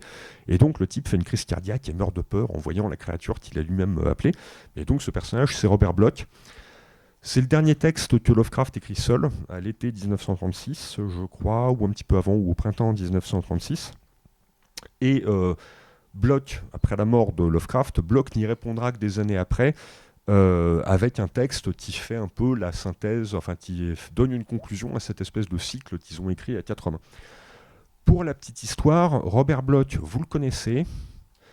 Si vous avez parfois eu, après la vision de certains films, un peu d'hésitation à prendre votre douche, c'est sa faute, c'est l'auteur de Psychose. quelques années après, hein. Dans les années 50, il écrit Psychose, qui va fasciner Albert Hitchcock, qui va en faire le film qu'on connaît, et la scène de douche avec les violons, etc. C'est lui. Et il va réécrire sur Lovecraft un certain nombre de textes Lovecraftiens qui sont pour le coup très très bien. Et le gros morceau, voilà, Odious Derlet. Alors, je disais, c'est un personnage compliqué qui essaye d'imiter, qui va vraiment être fasciné par le style de Lovecraft, mais contrairement à Lovecraft, Derleth résonne en professionnel de l'écriture. C'est lui qui le harcèle pour qu'il tape à la machine. Alors Lovecraft va essayer pour lui faire plaisir et puis lâcher l'affaire au bout de 2 pages. Mais, et à la mort de Lovecraft, il va se passer une captation d'héritage. C'est-à-dire que c'est le jeune Robert Barlow, un autre des jeunes disciples, qui est censé s'occuper d'être l'exécuteur testamentaire et littéraire de Lovecraft. Et Barlow poursuit ses études, il est vraiment tout jeune, il est un peu marqué par le truc. Derleth, qui est un professionnel qui est à peine pas beaucoup plus âgé, mais un peu plus, va pas prendre Barlow au sérieux. Il va lui savonner la planche, il va finir par lui extorquer les papiers, les machins, une renonciation, etc. Et alors, il ne s'agit pas pour Derleth de faire une captation d'héritage en disant je veux l'argent de la grand-mère. Hein. Ça va coûter des sous à Derleth, cette histoire-là, il faut s'en rendre compte. C'est qu'il pense qu'il faut, pour maintenir la flamme, parce qu'effectivement, il a conscience, comme les autres, que Weird Tales, c'est de l'éphémère, que l'appel de Cthulhu, sorti dans les années 20, bah, quand on arrive en 1937, les gens qui l'ont lu à l'époque s'en souviennent encore, mais le truc, il faut trouver. Ça n'a pas été réimprimé depuis. Donc il dit, il faut que quelqu'un réimprime tout ça et tout ce qu'il y a autour. Et il dit, voilà, et Barlow n'y arrivera jamais. Barlow fait de l'impression artisanale à 40 exemplaires. Non, il faut monter une maison d'édition, etc. Il va mettre... À l'époque, c'est un auteur assez connu. Il écrit du pseudo-Lovecraftien, un petit peu à l'époque, et puis il va s'en spécialiser là-dedans par la suite. Mais il est très connu dans son coin parce qu'il habite dans le Wisconsin, donc dans le Midwest. Et sa grande série, c'est la Sac Prairie Saga. C'est l'histoire de la conquête de l'Ouest et de la conquête du Wisconsin par les colons face aux Indiens, et comment c'est un petit côté petite maison dans la prairie, d'une certaine façon, et comment tous ces gens-là, histoire de famille, de trucs comme ça. Et il y a des tomes et des tomes de ce machin-là. Et à l'époque, il vit très bien de ça. Donc il a des sous, et il peut injecter de l'argent pour pouvoir imprimer Lovecraft en se disant, voilà, on va faire des tirages à 1000, 1500 exemplaires au départ, pas plus, parce que sinon on va se ruiner, mais ça permettra que ça existe en dur, et c'est un hommage qu'il rend à son ami, parce qu'il s'appréciait par contre énormément. Dans le mythe Lovecraftien, il y a un livre, dans les livres maudits, il y a le culte des ghouls par le comte d'Erleth, oui, parce que Lovecraft écrivait non pas Odious Derleth, mais au comte d'Erleth, D', machin, à la française, parce qu'il trouvait son camarade élégant. Ils ne se sont jamais rencontrés de leur vivant, hein. C'était encore une de ces personnes qui connaissaient par correspondance interposée. Et pendant les 30 ans qui suivent, il va faire un travail infatigable, pour le meilleur et pour le pire, c'est-à-dire qu'il va publier les lettres. Alors parfois il va les expurger, parce que Derleth est très gêné par le racisme de Lovecraft, et il va, sur les premiers recueils, expurger ça. Il va publier des recueils avec les textes. Il va publier les autres auteurs du mythe. Donc là, on a plein de choses. Les Michelin House, c'est des articles de jeunesse de Lovecraft, enfin ces articles sur les sciences, etc. On a plein de choses. Et il va publier d'autres auteurs, donc Belknap Long, Clark Ashton Smith. On en a ici, bon, Lovecraft. Hop, je vais un peu vite, mais par exemple le Clark Ashton Smith et le Belknap Long qu'on a vu tout à l'heure, c'était publié par Derleth. Il va publier aussi curieusement des gens comme Alfred Van Vogt, qui était un auteur de science-fiction pur et dur, qui faisait pas partie de la bande, mais qui n'était pas encore très connu à l'époque et qui cherchait à se faire publier. Et donc ça va permettre de maintenir la flamme du culte de Lovecraft, même si c'était effectivement très culte à l'époque. Les gens qui connaissaient étaient fans, mais c'était quelques centaines, quelques milliers de personnes qui se souvenaient de Lovecraft. Ça va permettre la traduction en France. Je me moquais de Bernard Noël et de la traduction de Démons et Merveilles, mais à l'époque, oui, c'est un choc. Quand c'est publié en France dans les années 50, les premiers recueils de Lovecraft, ça impressionne les gens. Beaucoup de gens sont très impressionnés par ça, dont Jean Cocteau, qui écrit là-dessus, qui écrit une critique très enthousiaste en disant il y a une poésie là-dedans, il y a une ouverture qui est celle des grands auteurs, des grands poètes maudits, etc. Ça va faire date. Et ça va inspirer tout un tas de gens en France aussi. Enfin, la France est un des premiers pays Lovecraftiens. Au Japon, ça arrive dans les années 40, mais ça met un peu de temps à s'imposer. Ça va aussi influer sur l'imaginaire japonais. On y reviendra. Et puis dans les années 60, il va se passer un truc. L'explosion du livre de poche. Et ça, pour Lovecraft et pour d'autres, Tolkien, à l'époque, Le Seigneur des Anneaux, maintenant, c'est un des piliers de l'imaginaire. Mais le premier tirage du Seigneur des Anneaux en Angleterre et aux États-Unis à l'époque, c'est que dalle. C'est pareil, 1500, 2000 exemplaires, pas plus. Quand ça sort en poche, tout ça, et Robert Howard pour Conan, il y avait eu quelques rééditions dans les années 50, mais très anecdotiques.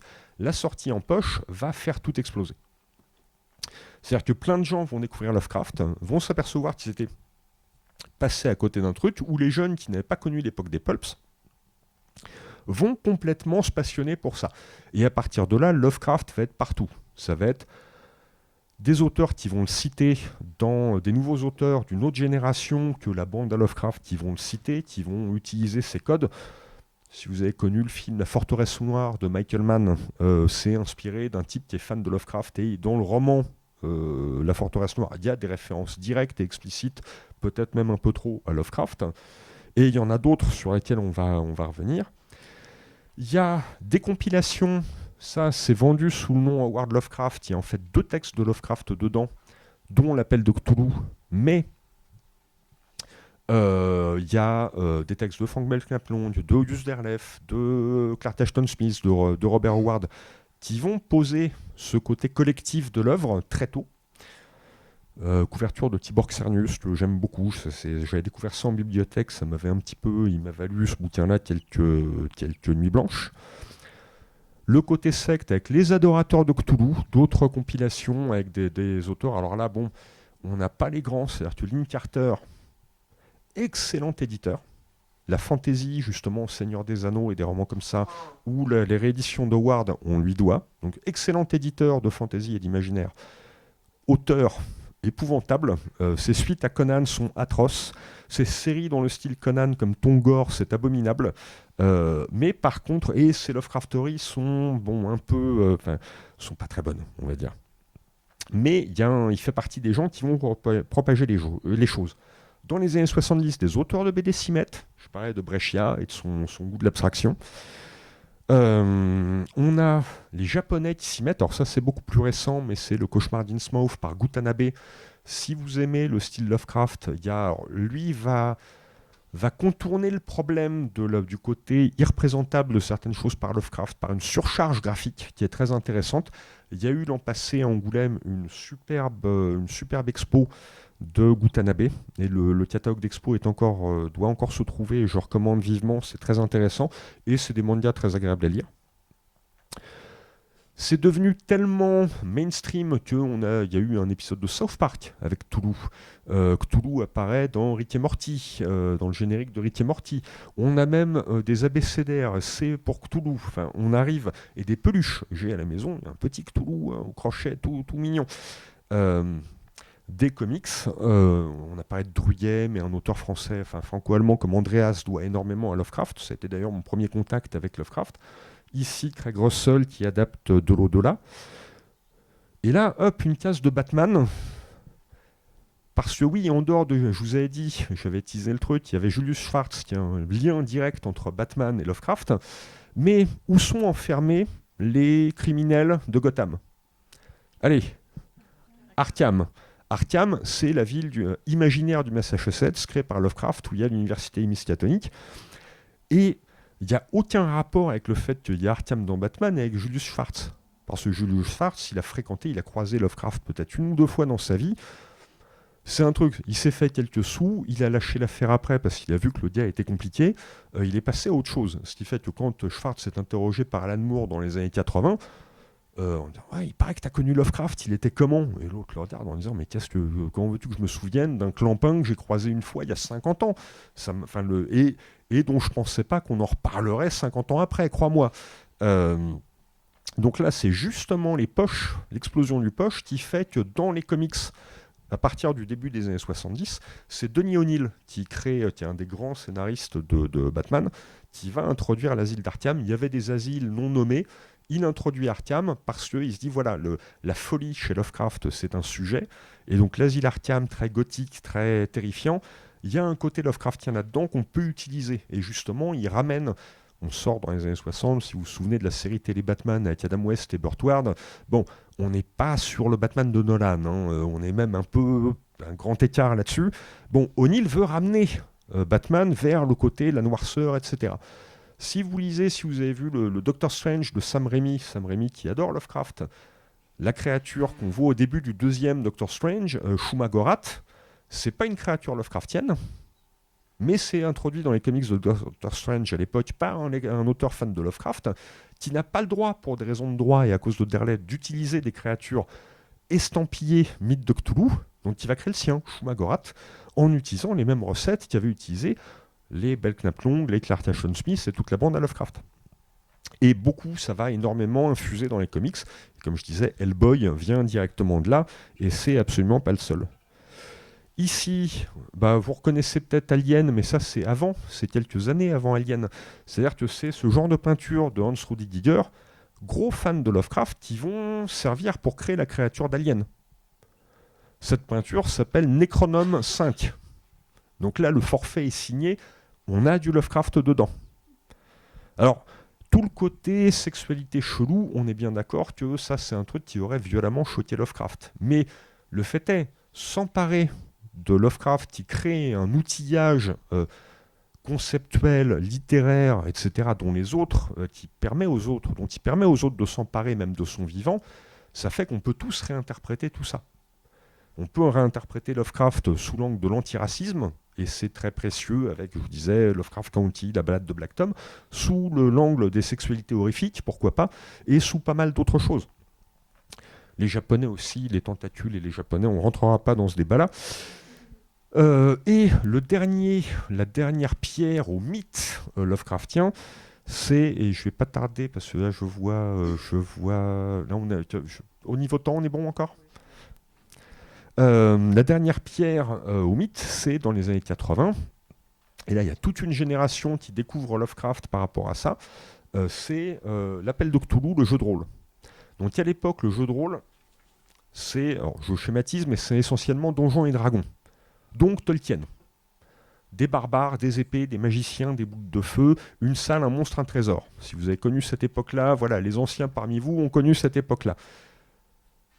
L'appel de Cthulhu crée le jeu de rôle d'ambiance. Où là, le critère n'est pas les points de vie ou d'expérience du personnage, mais ses points de santé mentale. C'est-à-dire qu'on lit certains trucs, on est confronté à des choses, la santé mentale du personnage s'érode, et quand ça tombe à zéro, on est bon pour l'asile. Alors les points de vie qui s'érodent et qui tombent à zéro, ok, on est mort, c'est une chose, ça peut arriver.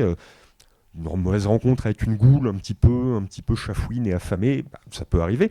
Mais surtout, ce que la jauge que surveillent les joueurs, c'est mon personnage est en train de lâcher la rampe petit à petit, et il va commencer, et parfois il y a des tableaux, enfin là le gars arrive à ça de santé mentale, il va peut-être commencer à prendre un couteau de cuisine dans le tiroir et courir après ses petits copains. Et il y a des ambiances, des parties de l'appel de Cthulhu, et les parties de jeu de rôle, ça peut s'éterniser sur des 3-4 heures du matin. Et à des fois, on se faisait vraiment peur avec ce machin-là. Ça va vraiment amener, il y a vraiment l'explosion du jeu de rôle au début des années 80, ça a vraiment amené Lovecraft à toute une nouvelle génération qui était trop jeune pour avoir eu le choc des livres de poche. Et à partir de là, surtout là, quand le jeu sort, Derleth est mort depuis une dizaine d'années, et le côté, il contrôlait le mythe, et il réinterprétait le mythe, je disais pour le meilleur et pour le pire, mais le problème de Derleth, c'est que lui est croyant. Contrairement à Lovecraft. Et donc, il va réinterpréter le mythe de Cthulhu, il va imposer le concept de mythe de Cthulhu en imposant une valeur éthique dedans, du bien, du mal, des choses comme ça, des créatures bénéfiques, maléfiques, ce qui est complètement à l'opposé de Lovecraft. Et le problème, c'est que les livres de Derleth dans les années 70 sont vendus sous les deux noms, Lovecraft et Derleth, avec Lovecraft en gros, pour certains. Ce qui fait qu'on a une vision pas très claire de ce qu'apporte Lovecraft aussi en termes d'imaginaire, qui est l'indifférentisme. C'est-à-dire que le monde est trop grand pour nous. C'est quelque chose qu'on retrouve aussi dans le Stalker des frères Strugatsky, dans un certain nombre d'autres choses. Le monde est trop grand pour nous. S'il y a des entités supérieures dans l'univers, nous ne sommes rien pour elles. Donc si elles viennent sur Terre parce qu'elles ont besoin de faire un truc, nous on est les fourmis qui viennent sur le tapis du pique-nique. Donc je me lève pour aller chercher la glacière, j'écrase 18 fourmis, je m'en rends même pas compte. Cthulhu, c'est ça, dans la tête de Lovecraft. Derleth, il voit une créature plutôt malveillante, alors que c'est pas le cas, c'est pas forcément le cas de toutes les entités, c'est le contact avec ces entités qui nous est nocif, parce qu'on n'est pas fait, on n'a pas un esprit capable de gérer ça.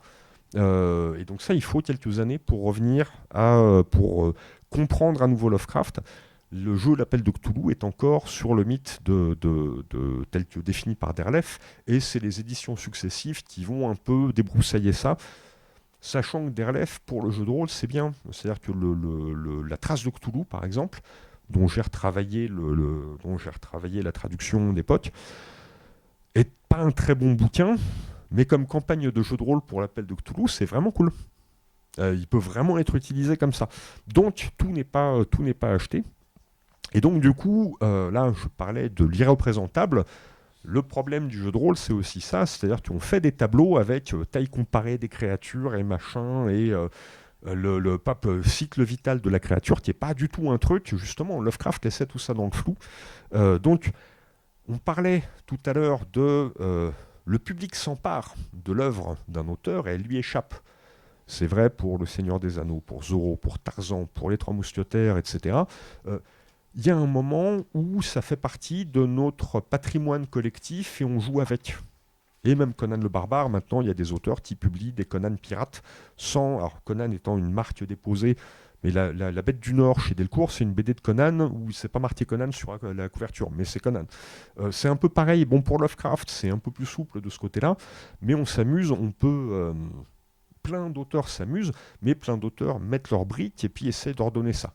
Ce qui est sans doute, à mon sens, une erreur. Plus on reste dans le flou, plus c'est intéressant. Il y a ce côté, j'avais cité Borges tout à l'heure sur les précurseurs, mais l'imminence d'une révélation qui finalement ne se produit pas est peut-être la clé du fait esthétique. Et il y a ça chez Lovecraft à fond, c'est-à-dire qu'on n'a jamais toutes les pièces du puzzle. Quand on lit les vrais textes de Lovecraft, il nous en donne juste assez pour être mal à l'aise, mais il explicite très rarement le fin fond de l'affaire. Donc c'est débrouillez-vous avec, et c'est ça qui vous met aussi mal à l'aise, où il tire un peu le tapis sous vos pieds. Ce genre de tableau, alors qui est vachement bien quand on fait du jeu, quand on veut jouer soi-même à écrire des textes Lovecraftiens, je me réfère à des documents de ce genre-là quand je travaille à créer des histoires un peu Lovecraftiennes, mais on est déjà dans la trahison. Oscar Wilde disait « De nos jours, tout grand homme a ses disciples, et c'est invariablement Judas qui écrit la biographie », un truc comme ça. Bon, on va trahir Lovecraft, et c'est pas grave. C'était quelqu'un il était déjà trahi de son vivant par ses camarades qui s'amusaient autrement, et ça l'amusait tout autant. Il disait « Ah, j'aurais pas fait ça comme ça, mais j'aime bien telle idée ». Et y compris, il envoie des lettres de félicitations à Derleth sur des idées que Derleth mettait en scène dans des abbayes anglaises en ruine, qui n'étaient vraiment pas un sujet que Lovecraft avait tellement creusé, et sur lequel Derleth s'amuse beaucoup pendant une période de sa carrière, ou sur l'exposition universelle de Chicago, des choses comme ça. Donc voilà, on arrive au bout. Je termine sur cette image-là de Virgil Finlay, dont on a eu quelques illustrations, qui a illustré Lovecraft de son vivant, alors sur la toute fin, et Lovecraft appréciait, visiblement.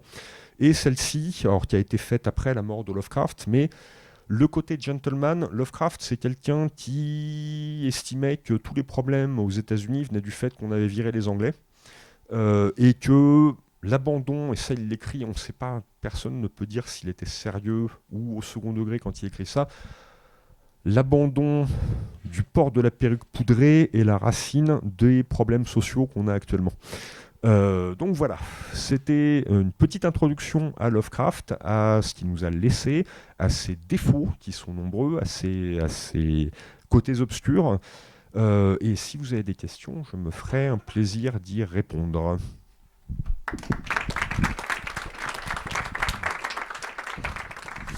Merci beaucoup pour cette magnifique intervention. Je vous propose de prendre quelques moments pour échanger et poser des questions. Donc, est-ce que quelqu'un a envie de prendre le micro ? Quitte à pas être d'accord sur ce que j'ai raconté, hein, c'est tout à fait... Oui, merci beaucoup, c'était vraiment passionnant. En fait, j'avais deux remarques et questions. Dans les filiations, donc on est certain vraiment qu'il allume au passant. Oui, il le cite D'accord, ok. nommément Non, mais dans je Horreur veux et faire. Surnaturel, et il est très impressionné par justement, dans le Horla, le côté Ouais. impalpable de la menace, ça lui plaît beaucoup, beaucoup. Et alors, Donc il l'a lu en traduction, a priori, il lisait pas le français, mais l'autre auteur, moi j'ai toujours, enfin que j'ai lu en me disant, persuadé que c'était des inspirations fortes de Lovecraft, c'est Blackwood. oui, alors ça, il le Et cite. Oui, il n'est pas toujours fan de Blackwood, mais il reconnaît l'importance de ouais, Algernon Blackwood. Euh, Il y a des trucs où il dit ah, alors c'est le Lovecraft a parfois un mot qui est très très péjoratif dans sa bouche, qui est sentimentalisme. C'est un truc qu'il reproche à Arthur Machen, qui reproche à Blackwood et à certains autres auteurs. Il y a trop d'humanité dans leurs histoires. Et ça, c'est un truc qui l'énerve parfois. Il préfère l'homme seul face à la menace ou des choses comme ça. S'il y a des histoires de gonzesses, de trucs comme ça, il n'est pas forcément fan du truc. mais moi ce qui me semble vraiment, en tout cas, une filiation, mais peut-être c'est une déformation professionnelle, c'est qu'il y a un truc très sociologique dans cette littérature-là. C'est-à-dire que c'est toujours, il y a une espèce de truc récurrent qui est la figure du dilettant, en fait. C'est-à-dire cette figure qu'il y a chez Lovecraft, qu'il y a chez... alors je sais pas qu'on disait Machen ou je sais pas, moi, j'ai Machen, toujours- Machen ou moi, Je me suis voilà. posé la question longtemps, il a fallu que je demande à Christophe Thiel J'étais sur et Machen, David moi. Melmans. Ouais.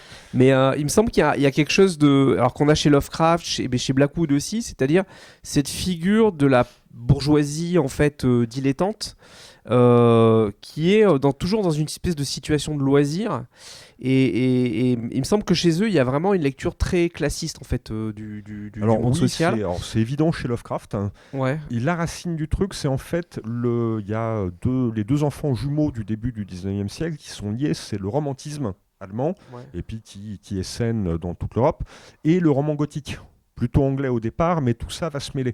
Et donc on a des figures comme Lord Byron, par exemple, qui vont vraiment, et Shelley, et Mary Shelley, etc., qui sont au croisement de tout ça, du romantisme et du roman gothique, qui vont beaucoup peser parce qu'on retrouve aussi chez Bram Stoker ou Sherlock Holmes, il y a le côté dilettante, enfin cette figure du dilettante, elle traverse tout le 19e siècle, et Ouais. quand on arrive au début du 20e, pour les auteurs comme Blackwood qui sont encore dans cette période-là, c'est clair, et Lovecraft qui va puiser à ces sources-là, ça va être clair aussi. Mais c'est une figure qu'on retrouve beaucoup moins chez Hodgson, par exemple. Là, on a dans tous ces romans d'aventure maritime, on est face à des matelots, parfois des passagers, mais les personnages principaux sont généralement des matelots, des capitaines, des choses comme ça, un peu comme chez Conrad. La figure du dilettante, elle vient effectivement aux racines de l'horreur du roman d'horreur. Alors Lovecraft critique dès ses débuts le roman gothique en disant bon, ça va, les bruits de chaînes, les apparitions spectrales dans des vieux manoirs au fin fond de la lande écossaise, ça va 5 minutes. Le vampire aristocratique avec ses effets de cape, etc. Et d'ailleurs, bon, il déteste pas il déteste pas ce qu'en tire le cinéma avec Bela Lugosi ou des gens comme ça, mais c'est un truc où il dit voilà, on a fait le tour du vampire à l'ancienne, de l'aristocrate torturé, du fantôme dans les couloirs du manoir. Je veux faire autre chose. Et donc il s'inscrit en réaction par rapport à cette littérature-là. Et d'un autre côté, ah merci. Euh,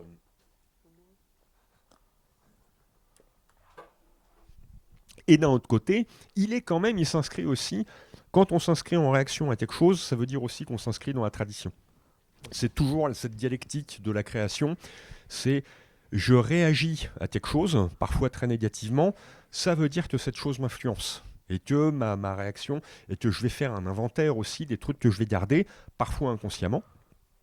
Mais cette figure du dilettante, du gentleman, elle est au cœur de la façon dont Lovecraft se voit. Il aimerait être ce personnage-là. Le truc, écrire pour de l'argent, bon, il le fait parce qu'il n'a pas trop de choix, mais il écrit pour son propre amusement, comme il le dit dans la lettre à Weird Tales. C'est un à côté, c'est un accident du truc, un accident du processus qui fait qu'il va vendre ses textes, mais il pourrait se contenter de faire des copies et puis faire circuler, que les copains fassent circuler les manuscrits. Il est content aussi, hein. Un certain nombre de ses textes inédits de son vivant fonctionnent comme ça. Donc oui, il aimerait être ce dilettante, donc c'est une figure qui est importante pour lui, qui vient d'un style de roman fantastique c'est pas qu'il le méprise, mais il le critique très nettement. Et donc oui, il y a de toute façon, il s'inscrit dans une continuité. Ça, c'est clair et net. Et lui-même s'en revendique d'une certaine façon. Il apporte quelque chose de nouveau, mais en s'inscrivant, il faut que tout change pour que rien ne change, ou un truc comme ça, comme on disait dans le, dans le temps. Et juste pour terminer sur ces questions sociologiques un peu, c'est un peu la thèse que développe et je sais pas si vous êtes d'accord avec ça, un collègue, Samuel Coavou, qui dit qu'au fond, ces histoires de classe sociale, etc., parce que vous évoquez le racisme, mais il y a vraiment aussi un truc de classisme. Je veux dire, cette description des milieux populaires, c'est vraiment abominable, etc. Et donc, la question, et peut-être vous allez éclaircir un point, donc la thèse notamment de Coavou, c'est de dire, au fond, il y a un déclassement chez Lovecraft, et que son obsession, c'est ce déclassement-là, ce qui rejoint ce que vous dites, mais ce qui n'a jamais été clair pour moi, c'est est-ce qu'il a essayé de remonter des affaires, en fait? Parce que c'est ce que semble dire, mais il faudrait que je relise l'article, c'est qu'il a, en fait, lui-même a essayé de remonter des affaires qui n'ont pas marché, notamment vous avez évoqué le truc du grand-père, donc peut-être clarifier ça. Alors, parce que la thèse qu'il a, l'hypothèse c'est, qu'il a, c'est que il a essayé de monter des, enfin, que c'est toujours cet héritage qui tourne mal en fait, et que c'est le truc qui revient. Voilà. Mais remonter des trucs, ça voudrait dire rencontrer des gens, parler choses concrètes.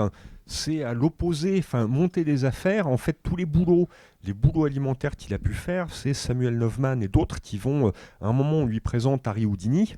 Donc le grand prince du musical, roi de l'évasion, une des premières superstars au monde, une des toutes premières superstars mondiales, qu'on lui présente parce que Houdini a besoin d'un nègre pour une histoire dans Weird Tales, que Lovecraft va faire complètement à sa sauce, et le résultat a plus rien à voir avec l'idée, enfin a plus grand chose à voir avec l'incident décrit par Houdini au départ, mais ça amuse beaucoup Houdini, qui rencontre Lovecraft et ils sympathisent et ils vont essayer d'écrire un bouquin ensemble. Le problème, c'est qu'Houdini meurt un peu prématurément et ce bouquin ne se fait pas, qui était un bouquin où Lovecraft pourfendait et Houdini, et plus un autre qui était Clifford Eddy, devait pourfendre l'astrologie, le fatirisme et ce genre de choses.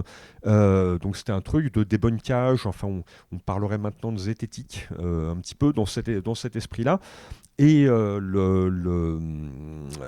c'est peut-être le truc le plus sérieux sur lequel il est bossé et qu'on lui apporte. Quand il écrit des publicités, c'est un truc qu'on lui apporte. Quand il fait comme à l'époque, on ne pouvait pas imprimer des étiquettes pour des envois de catalogue, il passe une semaine à écrire des étiquettes pour un libraire chez T. Bosselhoffman, qui dit mais viens bosser à la librairie. Et l'autre, mais non, je ne vais pas vendre des bouquins à des gens, mais quelle horreur, quelle déchéance sociale. Donc, travailler chez lui à rédiger les étiquettes, ça il peut le faire, il déteste le truc, puis avec ses pattes de mouche en plus il doit essayer de contrôler ses pattes de mouche, donc c'est un enfer pour lui, ça va être des trucs de ce genre là, c'est vraiment des bulletins, pour... c'était pas un truc... il y avait un truc paroissial, alors lui qui est mécréant complet, mais se retrouve à bosser avec un type qui est plutôt dans une espèce d'évangéliste qui lui demande des textes, alors bon, qui ne sont pas des textes religieux à proprement parler, mais il se retrouve à faire des trucs comme ça, mais il ne monte pas une affaire par lui-même. Mais il n'a pas dû éponger les dettes de cette affaire-là. Moi, c'est ce que j'avais toujours compris en fait. Non, Moorcock, oui, ou d'autres gens, oui, mais le truc, il y avait des revends de la maison, enfin, pour éponger en fait le train de vie, l'entretien des maisons, etc. Mais des grosses dettes, non, il n'a pas de grosses dettes, il est juste incapable de faire rentrer des sous, c'est le problème. Il monte pas de trucs. Parce qu'il est associé à Londres ou un truc comme ça, mais il n'y a rien de sérieux ni de tangible qui se met jamais en place, parce que de toute façon, il est trop, socialement awkward, comme disent les Américains, pour pouvoir... C'est pas un homme d'affaires du tout, c'est pas Auguste Derleth, justement, qui va... et c'est ses amis qui vont le pousser pour qu'il puisse gagner quelques sous. Il est incapable de gagner sa vie par lui-même, comme je disais, il est incapable d'écrire. Enfin, ça lui coûte d'écrire à Weird Tales, et il s'auto-sabote en faisant sa lettre. Et il est incapable d'écrire à Astounding et aux autres revues. Il faut à chaque fois que Clark Ashton Smith, que d'autres, que Vendré, que Derleth le poussent pour aller voir ailleurs. Donc il n'y a pas pour moi, alors peut-être que je suis passé à côté d'un truc, mais pour moi il n'y a rien de vraiment solide de ce côté-là. Je profite d'avoir le micro pour poser une question qui est pas forcément sans lien. Est-ce qu'on sait ce que Lovecraft pensée de son lectorat, quel était son lectorat, penser des méthodes de publication. Enfin, ce qui me frappe quand on voit les images que vous passez, c'est la distance qu'il y a entre l'imaginaire graphique qu'on connaît aujourd'hui, beaucoup en noir et blanc, couleur vert, blanc, bleu, des créatures voilà, titanesques, et ce qu'il y a sur Weird Tales, où c'est des couleurs qui pètent, des femmes hypersexualisées, portées par des hommes musclés qui n'ont rien à voir avec ce qu'on connaît. Alors, les fameuses couvertures de Margaret Brundage, c'est une femme qui a fait les beaux-arts qui fait ses couvertures, et Lovecraft, effectivement, est gêné par ça. Il écrit de temps en temps en disant, bon, je comprends la nécessité de faire vendre, mais... Et esthétiquement, la femme dévêtue, enfin, l'art occidental est basé là-dessus depuis 2000 ans, donc bon, je comprends que ce soit légitime. Quel rapport avec ce qu'on publie là-dedans? Ce qui est l'opposé d'un Robert Howard qui, lui, bon, bah, le truc, pour être sûr de vendre certains de ses textes de Conan, bon, si une femme dévêtue se retrouve dans l'histoire, notamment, alors, en plus une des mauvaises histoires de Conan, Les Mangeurs d'Hommes de Zamboula, où la femme est nue pratiquement pendant tout le truc, il est sûr de faire la couverture de Weird Tales, que ça va inspirer, enfin que Wright va demander à Brundage de faire, bah tiens, illustre Les Mangeurs d'Hommes de Zamboula ou telle autre histoire de Conan, parce qu'il y a des petites nanas, et t'es forte là-dessus et ça vend. Bon, Lovecraft est un peu chagriné par ce genre de choses. Alors, attention, Lovecraft n'est pas puritain. Il peut nous sembler puritain à notre regard français, mais pour lui, les puritains, c'est des gens qui sont aussi austères que lui, mais qui le font au nom de la religion. Quelle déchéance intellectuelle aux yeux de Lovecraft. Donc il refuse qu'on le qualifie de puritain. Il vomit les puritains. Mais il se comporte en pas mal de choses comme un puritain par rapport à des codes de son milieu social. Sur son lectorat, il n'est pas dupe qu'il est dans de la littérature de gare, donc dans certaines lettres, il se plaint de ne pas avoir un lectorat très sophistiqué, alors de trouver parfois des lecteurs sophistiqués qui sont souvent d'autres auteurs, ou des lecteurs un peu éclairés qui vont apprécier son travail et lui écrire pour lui en parler, ou écrire au courrier des lecteurs. Mais les pulps, c'est un lectorat de semi-analphabètes, d'immigrés qui apprennent la langue là-dedans, et on voit le résultat. Enfin bon, le truc, de la même manière que les immigrants de l'époque apprennent la langue dans Popeye ou dans Pim Pam Poum, les Katson Yamers Kids, et c'est pas forcément une bonne idée non plus. Bon, mon père a appris le français avec les films de Darry Cole, donc c'est pas non plus... Enfin, ça se répète à toutes les générations, ce genre de choses. Mais le truc, c'est c'est pas qu'il méprise son lectorat, c'est qu'il fait, voilà, j'écris pas pour la base, pour le cœur du lectorat des pulps, et c'est pour ça qu'il regrette de ne pas être réimprimé en volume et en librairie. Et que ça, c'est un truc sur lequel il va essayer de bouger là-dessus, mais ça a passé effectivement par des amis, voire des amis d'amis qui ont une presse à imprimer, qui vont essayer de faire le truc, et très souvent, en fait, ils vont imprimer et ça reste à plat, et Derleth va racheter une partie de ces trucs restés à plat parce qu'ils vont en relier 3, 4, 5 ou 40 dans le meilleur des cas, mais il n'a pas le lectorat, il estime ne pas avoir le lectorat qu'il mérite. Ouais. Une dernière question, peut-être? Oui. Vous avez montré quelques croquis qui semblent avoir fait sur des brouillons. Vous les remettre ? Moi, je ne savais pas qu'il dessinait. Est-ce qu'il en a fait beaucoup? Est-ce qu'il dessine par nécessité pour organiser ses idées, pour les retenir? Alors là, sur la montagneuse hallucinée, clairement, oui, il dessine pour essayer de comprendre la créature. Il ne le fait pas beaucoup. Comme un peu tous les gens éduqués de l'époque, il sait gratter un petit peu. Il a appris à l'école les bases un peu d'un dessin académique, mais il n'a jamais énormément dessiné. On a très peu de choses. Les deux plus connues, c'est celles que j'ai montrées. Et il est possible, là il faudrait demander à ST Joshi qui a accès au fond de papier, il y a peut-être d'autres choses, c'est les seules que j'ai vues circuler de ce côté-là. Donc c'est des choses rares. Après voilà, c'est pas quelqu'un qui va aller spontanément vers le dessin. Son moyen d'expression, c'est le texte, et même le délire verbal, c'est l'expression de David Camus, le côté où il y a une accumulation d'épithètes, de phrases ronflantes, de trucs comme ça, pour créer aussi une espèce de profondeur d'ambiance.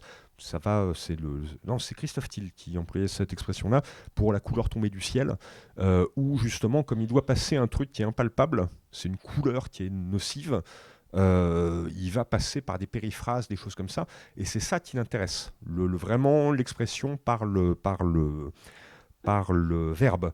Quand il critique quand il dit apprécier les quelques dessins de Finlay qu'il a vus ou certaines illustrations dans Standing, il fait voilà, j'y connais rien, mais c'est chouette, effectivement, ça me plaît bien.